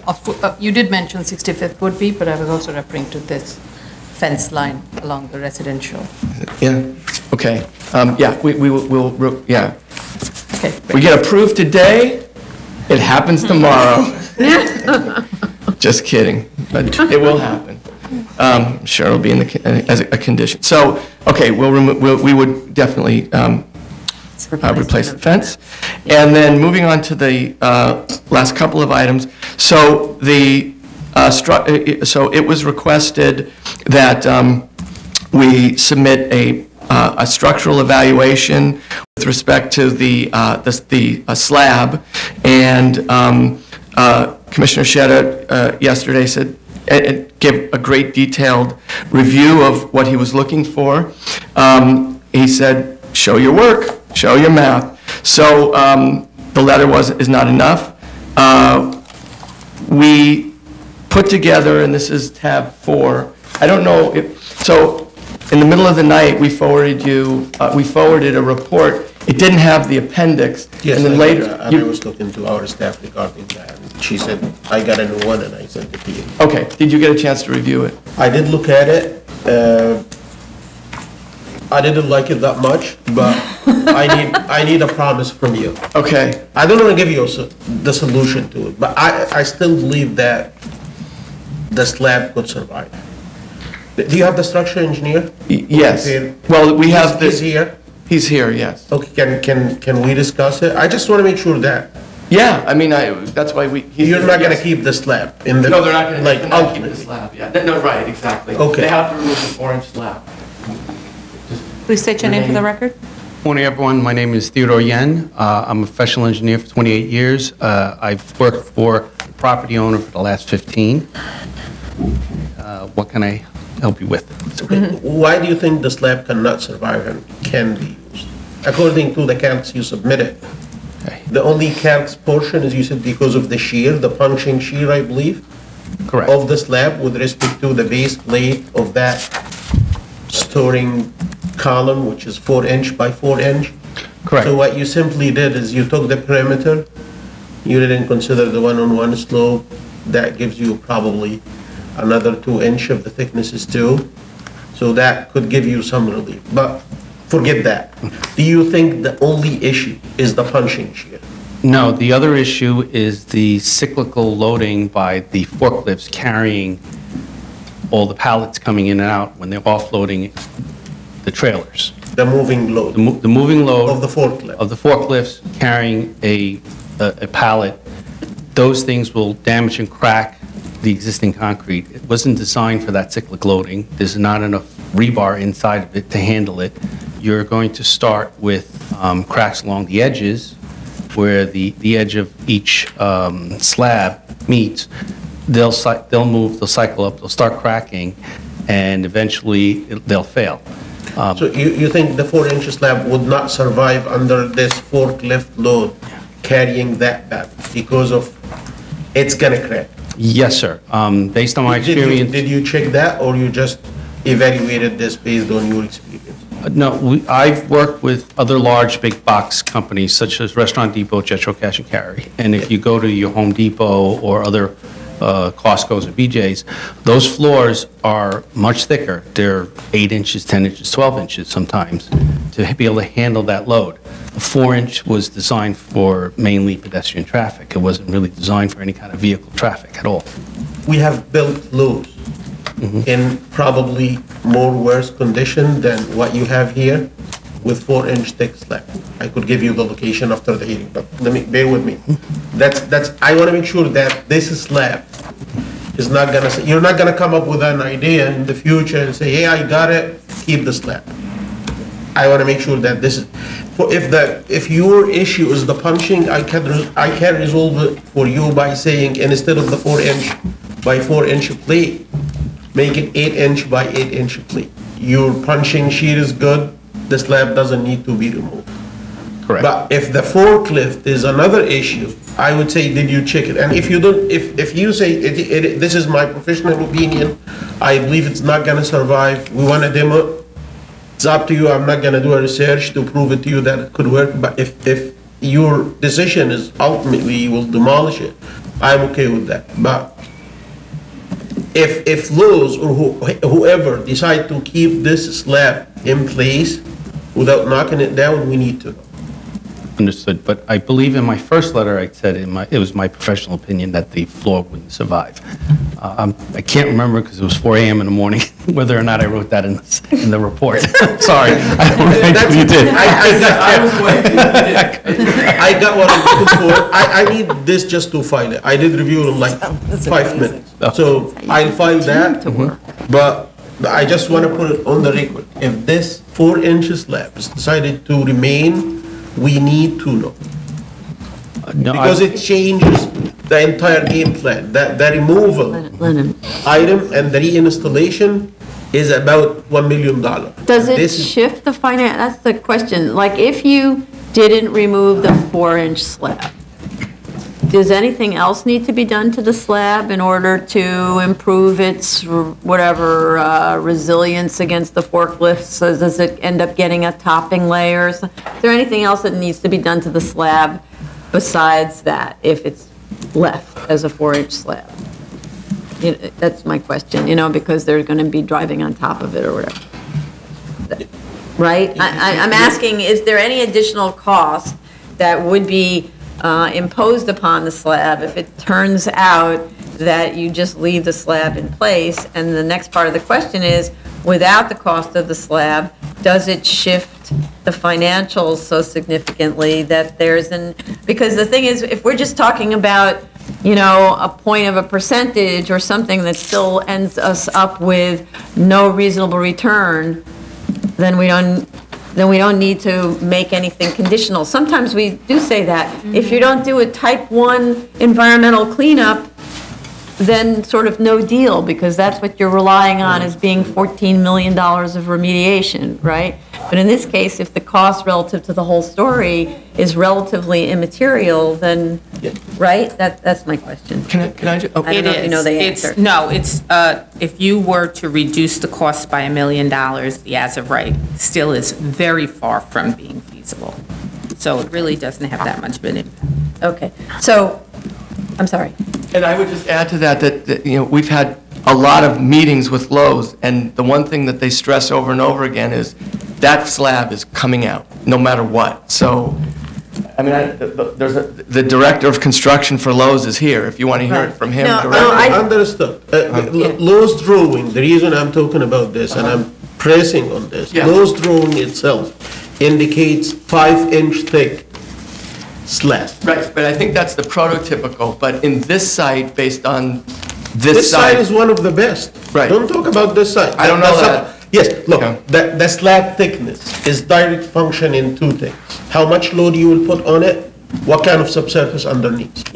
If the subsurface underneath is not that good, and you're putting heavy loads, the thickness goes up. Right. On this specific site, the loads are the loads, 300 PSF for every single load, typically, and the subsurface, your structural engineer can tell about that. That blow counts for the material and the kind of material. It's 3 TSF material. It's beautiful. Right. So that's why I'm saying if the typical is 5-inch, with this really good subsurface material, could it be 4-inch?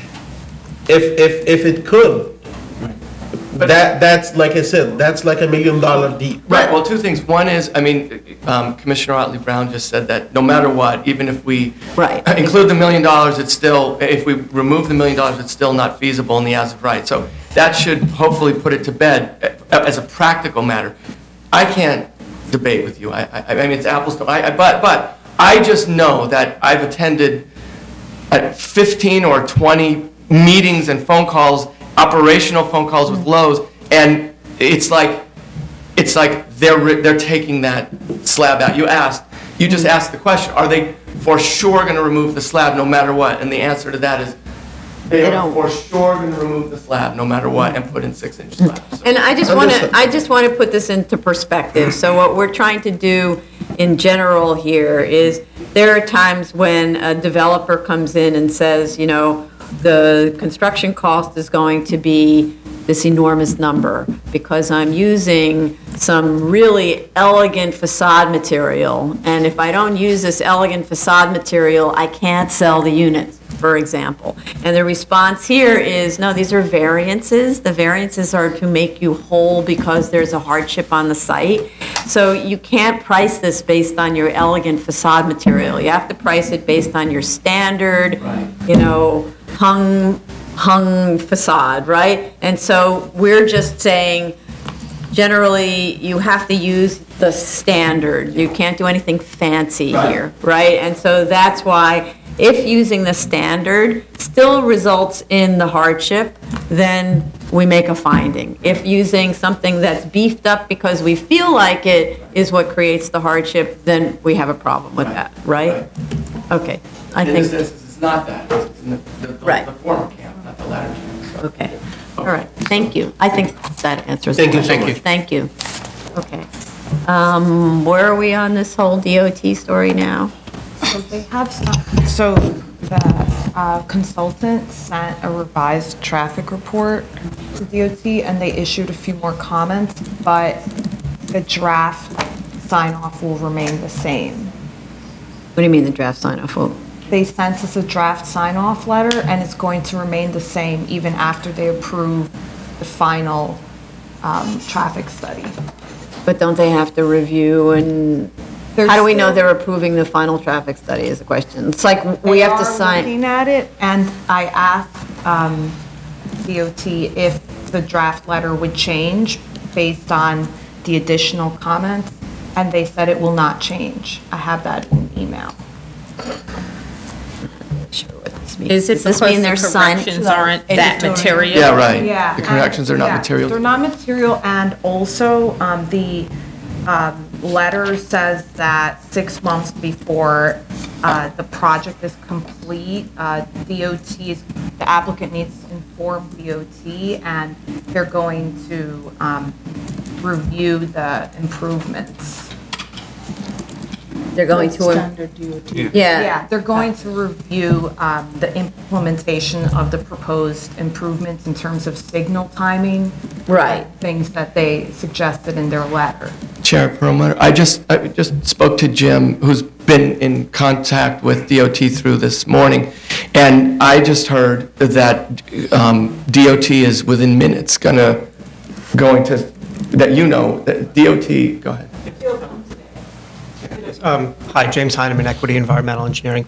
As John was saying, we've been advised that the draft is being put in front of the right person for the signature, at which point it becomes official. I think what we're doing now in terms of the edits to the report, I would say that substantively they have concluded that, the conclusion they typically make, that the analysis is appropriate, the improvements identified are available and would address the issues.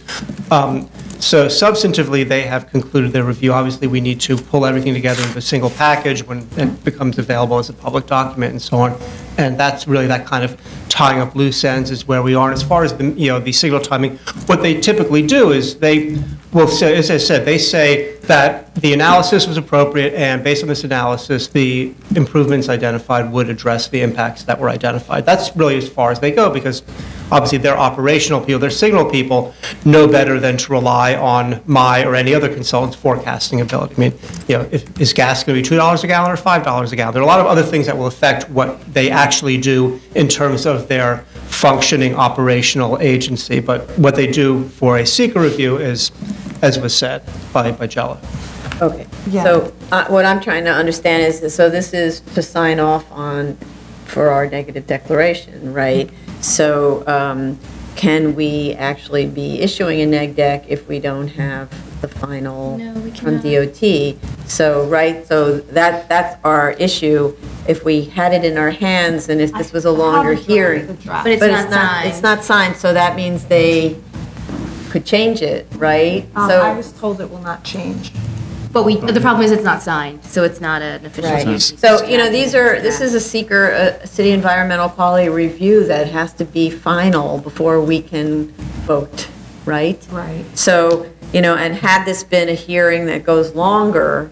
We would have. We could do second. We could do second call, but we Right. don't have second call. Next week. Well, but, sorry? Well, 4-hour lunch break. well, I have to tell you, I have 20 more items on my list to get to You go still, very so we slow. might be here a while. I'm not kidding here. I got pages here to go through. Put in a call and see if you can do anything, otherwise. Are there any outs? Are there outstanding? And I think just to clarify, so if the sign-off were to come today, as it's believed, the final EAS could be turned around by? I would like to do it today. I don't want to. Today. I don't want to. Today. Well, Today. It's going to be today. I'm happy to put him on for next week, but there's No, going no, to be no, struggling not we're up to. all night. So that's why I. Go home and I'm going to go on a plane, Vegas. And But so we need a final EAS today, so this is the I have problem. more issues. We can But go to it's not- lunch and then come back for more issues. The problem is our hearing. We're not approved yet on my, I got more things to cover here. I got. We could take.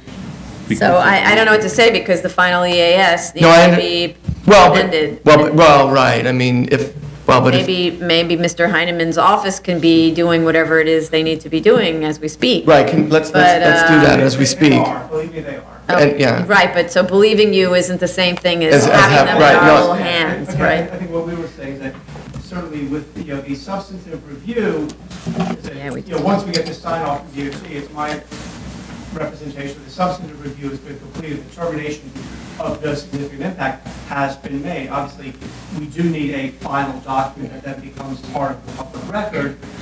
Just like if you vote today, you don't, the resolution doesn't hit the presses the moment you vote, it comes out of the Okay, you can, are we sure? Day or two if we're lucky. Once the REAS will be done before your resolution is printed, I'm confident of that. But that's unrelated.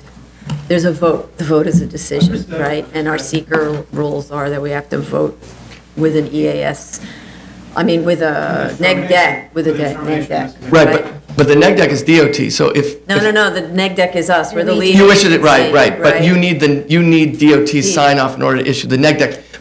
But if DOT if Jello, if we get a sign off in the next now, then, right? Yes, it would be a now. Right. If we, then. Whatever happens, it'll be now. Right. Then you could then issue the neg deck. That's right. Now. That's right. Okay. Right. So we're giving Jella a few minutes to Yeah. make it now, Okay. otherwise. Continue with your Then I got more to cover. We gotta go to lunch. You guys call lunch soon and we can come back. We got like 5 other, I could just say. Are you can perform for us otherwise. That's right. I'm in a band. So we can. So I don't actually think there are any other issues, right? So we're just waiting for Jella to speak to DOT. I just have a. No, there's no more. A question on the financial. It's not an issue. Okay. If $1 million I was just kidding. is not an issue. Yeah. 150,000 is not an issue. No. Right, exactly. Jump change. I'm curious. The structure engineer signed and sealed this. Okay. It's just a question for me. This document says that the structural steel is $1.9 per pound. It costs $1.9 per pound. That means that 1 ton costs $3,800 material price. Is that correct? Material is correct. $3,800 Just material per ton? Just material. Per ton? Per ton, yes, sir. I currently work with several ironworks companies and large construction companies to do steel erection. And I help them with their shop drawings. So I'm privy to their actual cost numbers. So how come other cost estimators submit to us that a ton cost installed 3,000 and 2,500? 3,000, 2,500 installed? 3,000 and sometimes it's 2,500 per ton installed. Installed. Depends on the size of the steel. It also depends on the type of steel. Some of these beams aren't what we normally call standard stock. I mean, if you get a 12 You're by... using the document you signed and sealed, it's W24 by 68, which a big section. Correct. Based on my experience, the smaller the section, the higher the price for the material, because you could manufacture more from a ton. Like the rebar prices, if the diameter goes, if the size goes down, the price goes up. Well, if you look at in this case, this is W24 by 68. I just want to make sure that these prices are... It's a larger beam. Also, if you look at the length, they're 28 feet long. It's not easy to rig or deliver those materials. This is not including any, installation cost, just material price. Correct. And the installation cost is separate. I gave a separate line item for the erection cost. Okay. So you're okay with that? I'm okay with that. Thank you. Yeah. Sorry, the commissioners are just discussing whether or not they're available to take a brief adjournment. Okay. Wait for DOT, but an hour, 2 hours? 1 hour. Right? I could do We 2 hours. could try that. I could do up to 2 hours. You could do up to 2 hours. That means everyone's hanging out. We're all hanging out. We're all hanging out. We We can can go into go more back to work engineering again. stuff and coefficients and things. Coefficients. You have to play for us now. I bring my guitar in, exactly. Okay. We're at Bowery Electric on June the 6th, the underculture. Let's see what. Let's just wait for Jella. No. Anything? We were gonna go to the reach show, yes. We were gonna take a 2-hour adjournment. Okay. And come back at 2:15? But they didn't give me an estimated time. I haven't been able to reach them. Okay, but you could keep Maybe we can trying. keep and- Maybe trying. Mr. Yeah. Heineman can And also- Mr. Heineman, if you could, from your end, see if you can reach DOT and find out what's going on? We are. Yeah. Okay, great. And in the same time that your office is furiously working on updating the EAS, because it'd be really nice if we could just tie this up. Yep. Okay? Yep. At 2:15? 2:15. 2:15. Sorry. Yeah, wait, fire department wants to. John Dale, Fire Department, City of New York. I just want to reiterate my views at the last hearing, in that the fire suppression system does not work at this complex. And I'd like to know how they are rectifying that situation. They have retained the firm of Allstate to correct the systems there, but I received a call last night that they're going to start work. So I'd like to know when they're going to Start do work all these on repairs. on the fire suppression system. That's correct. Okay, so let's see if we can find out. Changes to the plan. Okay, thanks. Is one of the construction managers here? Do you want to? Yeah. AJ, do you want? Okay. We brought everyone. We're ready for everything. Okay, no, but that's important. Okay, so, Jeff Price, I work for Ashkenazi Acquisitions. I'm the property manager at Douglaston Shopping Center. We actually, we have retained Allstate Fire Sprinkler, but we also retain AFA, a exceptionally good fire alarm company as well. We are the product, the first part of some of the stuff that we're doing is actually been ordered. We delivered a check a couple weeks ago to Mark. We're addressing the one issue, actually, we talked very little about it, but at the fairways, where we're going to replace that standpipe system, we're moving forward immediately. No delays. To be honest with you, I went out there with Mark as well, because a property manager, we're supposed to know almost everything, but we don't. I got an education from him as well, and he's one of the principals at the fire sprinkler company. We educated each other on different systems, what's going on out there and what we're doing. It's a massive project. We're going to have, I believe, like we were talking this morning, I believe I'm going to have an outstanding system. Not just the fire suppression by the time we're done, but a fire alarm system as well. Okay, so here's the thing. Fire department needs to feel secure that the work that needs to be done on this project is going to be done and the current occupants are safe, right? Fairway's an occupied space. There are other occupied spaces in the complex. Do you want to get up and? There are several buildings on the site, of course, Fairway, we have the pizzeria. And then, of course, the main building itself where Lowe's is proposing to occupy. The system there, it's all exterior, and for years, it's not functional in that if we pump water into it, it comes out of another connection. Oh. And so, I guess I have a question for the board. Can I request a compliance hearing? Sure. I know it's going to take time. I mean, we've been issuing violations for over 8 years. Nothing was done. We've issued criminal summonses, but this is all new to everybody. So we're bringing it to their attention. It is going to take some time to fix these systems. We have the dry valve, the fire pump, fire alarm, sprinkler, standpipe. So we're talking 5 different systems. If no work is done, let's say after 6 months, can I request a compliance hearing? Of course, yes. I think We'll make this a condition. Okay, so what I want to understand then is we make it, obviously a compliance hearing can occur at any time, but we also need to give sort of deadlines. So what are reasonable deadlines to expect for what, right? Do you think you'll be completed in systems?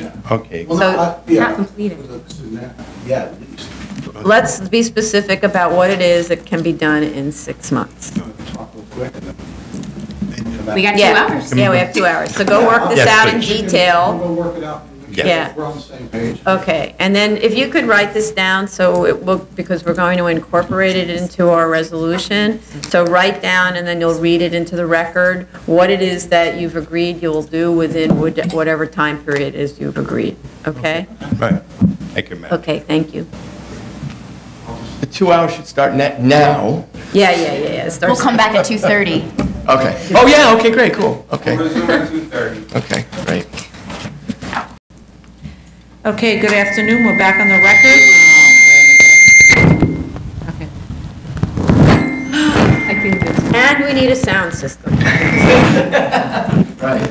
Okay, we're back on the record for May 8th, 2018, item number 11, 2017-299 BZ. Mr. Popin?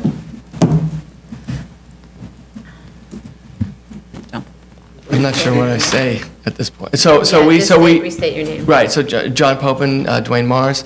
So we submitted a short while ago a revised set of proposed plan correcting issues regarding the elevation and the sections, and we now have DOT final sign-off, and we would we would ask the board move to close the hearing and vote on the Okay, application. so I'd like to hear from fire department, because we need to work out something very Yeah, simple about right. the sprinkler system. Good afternoon, John Daly, Fire Department of the City of New York. I want to thank the board for giving us an opportunity to speak with the applicant regarding coordination of their standpipe, sprinkler, and dry valve system. After speaking with the project manager and their suppression contractor, they have assured me that they will be repairing the systems and hopefully by completion of August of this year, And but we do request that if they are not in compliance, that the board schedule a compliance hearing sometime in September. But if they are in compliance and obtained all the approvals from the fire department, we will notify the board and we can withdraw our request for a compliance hearing. Okay, so when we talk about the suppression system. Yes, ma'am. Can you be very specific to us what that is? Okay. So we have at the site, we have a dry valve system Dry valve, that serves the dry standpipe system as one component. We have the dry standpipe system itself, which serves the entire complex. And we have a dry sprinkler system that is located underneath the parking deck. Now, there is a wet sprinkler system that serves other buildings, for the proposed Lowe's space, and Fairway and a few other retail premises. We understand, there's going to be, that's going to take some coordination, so we do not want that to be part of the compliance hearing.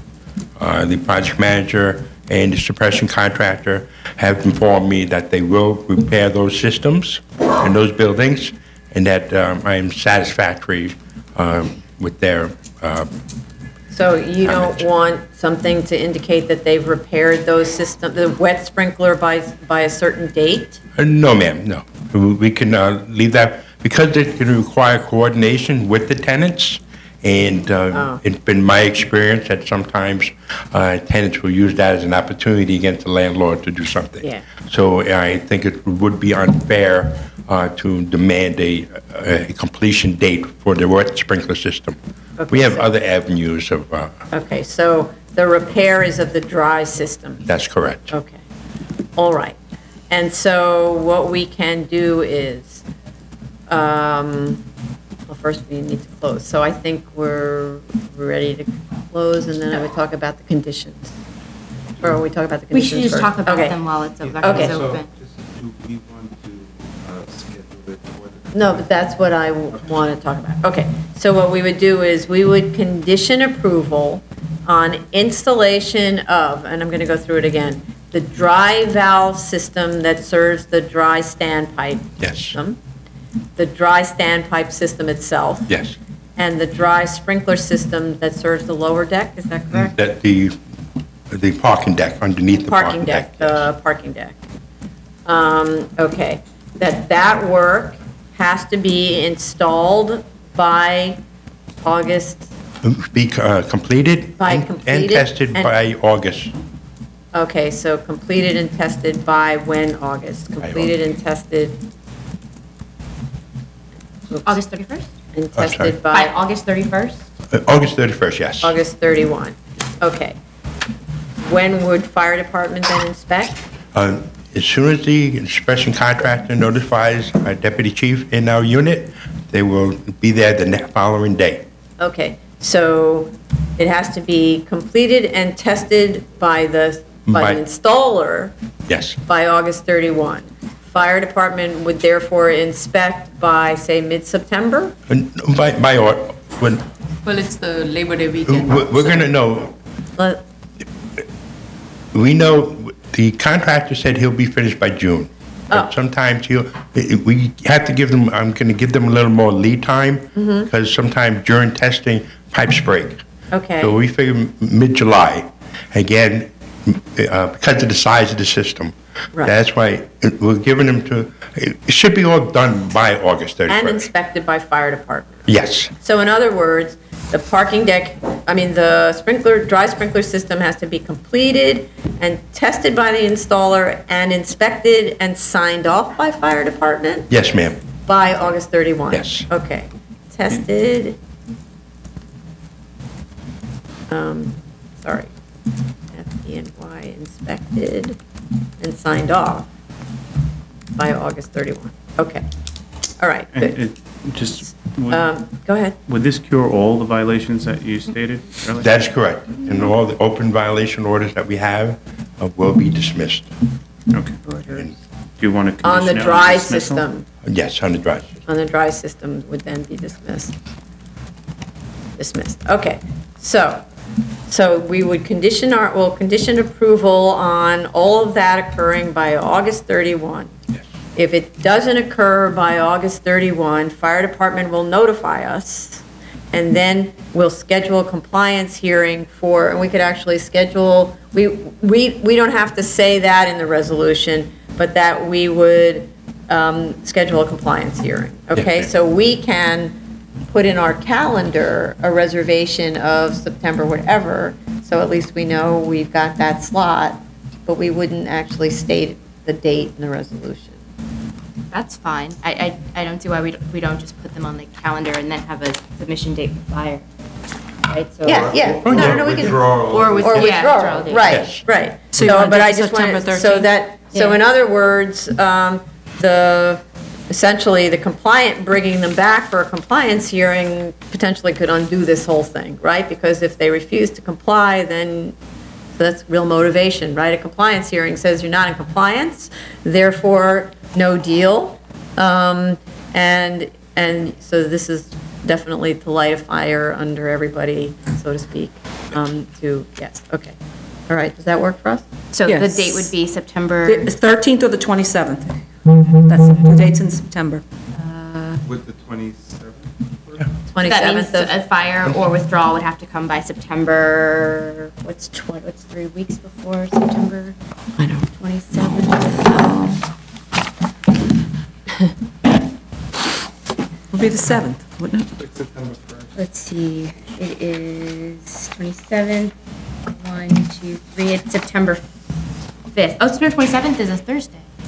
Yes. Okay, so Yeah. September 27th would be the compliance hearing. Fire department, you would notify us if it's necessary, or Mr. Copen, you'd notify us that it's withdrawn because you comply by September 12th. September 12th. I'm sorry, September 5th. Yeah, you have, I will notify the. Yes, sorry, yes, Yeah. you will notify the board in either case. Right. Yes, Okay. yes. that's No right. problem. okay. So fire department will notify us whether we need the compliance hearing to continue. Yes. And we'll have a note in our so that would be Jella has a note in her calendar to see, we should be finding out something on Yeah. September 5th, whether we're proceeding with the compliance hearing. Okay? Thank you very much. Okay, thank you. All right, and then with respect to the other conditions, we said that the location of the signage on the Fairway building, that is to be determined by DOB and Right. whether that complies Right. with zoning. And then the fence that Right. is on the southernmost end backing up on residential rear yards must be Right. replaced. Right. That's a condition. Yeah. I'm just reading the Yeah. conditions. Okay, all right then. Wait, I just want to make sure I'm clear on so if September comes and, what happens if we're actively, but just not quite there yet? But it's not like we've stalled, it's not like, maybe the inspection is scheduled for just a little bit after the deadline, or we're making, because. That's a fire department call, Yeah, right? that's right. Fire department That's has to see that you're actively progressing on this installation, and if there's some reason for holdup, it better be a reason that they find believable. Right. If it's just simply, oh, the dog ate my homework, only one guy showed up for the last 4 months, Right. and, right, that's not. Yeah, a- Mr. Daly would be entitled to, on the day of that hearing, say, oh, we're talking, it hasn't been done yet, but can we postpone this compliance hearing until it's worked out behind the scenes? Okay, and I just want to, so let's say that, it's not going to happen, but let's say the compliance hearing doesn't go well. What then, what happens with the variance? Well, that's the whole thing about a compliance hearing. No, I know It's a that. That's why I just conditional wanted- approval. Right, The condition is that you will do what you've promised to do. right, And if you don't do what you promised to do, it can undo the variance. Right, Right? That's the whole reason that and so here you had this team that stayed up till 4 in the morning. That same, devotion to the cause Yeah. needs to apply to your sprinkler installers. Okay? you're good? You know how to make people devoted to a cause, right? Right, well, It's essentially putting you on notice. Yeah, Right. exactly. That's it. right, Okay. but after I get the variance, but, so you have to, okay, so. Okay. But the variance, though, this is like any other condition in any other resolution, right? In other words, All conditions right. in all resolutions mean if they're not complied with, Right, you right, can lose right, the get your- right to the waiver. Right, get your C of O in a year, all, no graffiti, all the Correct. conditions are the Right. same. This is no But- different than any other But condition. in certain cases, we have rescinded the variance. Yeah. Because it was clear that there was no intention ever to comply with the terms. I just want my client to hear that, that's why I'm making sure. Client, hear this, right? Okay? Yes, okay, good. Okay, so All right, motion great. to So, close? based on that, everybody else, good questions? Anything outstanding? Because we're going to close the hearing, after which we can't speak about any more substance. Okay, so for a motion to close? Chair Perlmutter? Aye. Vice Chair Chanda? Aye. Commissioner Otley Brown? Aye. Commissioner Sheta? Aye. Commissioner Shabeta? Aye. And for a motion to grant on condition, should I read them again, or we're good? Okay, just to be clear which things are conditioned. All signage must comply, not all signage, sorry. The sign that is located on the Fairway building must comply with DOB's determination that it fits within the requirements of zoning with respect to location. That the fence on the southernmost end backing up against the residential rear yards needs to be replaced. And that with respect to the fire suppression system, the dry valve system that serves the dry standpipe system and the dry standpipe system itself and a dry sprinkler system that serves the parking deck shall be installed and tested and fire department inspected and signed off by fire department by August 31. In that event, all open violation orders on the dry system would be dismissed. I don't think that's really a part of the condition, that's just information. And then, should those things not occur by August 31st, the board will hold a compliance hearing, and that's the end of the condition, and behind the scenes, we've set the time. Yeah. Right, okay. All right, so on that motion, conditioned, motion to grant. Chair Perlmutter? Aye. Vice Chair Chanda? Aye. Commissioner Otley Brown? Aye. Commissioner Sheta? Aye. Commissioner Shabeta? Aye. Motion is granted. Yay, thank you. Thank you. Amazing Thank you. team. Thank you very Keep up the much. work. Do that again on another project. We'll do that on, we will do that on every project that the client allows us will pay us to do that much work. I mean, not all This clients will concludes- do that. This concludes the public hearing for May 8th, 2018. Thank you very much.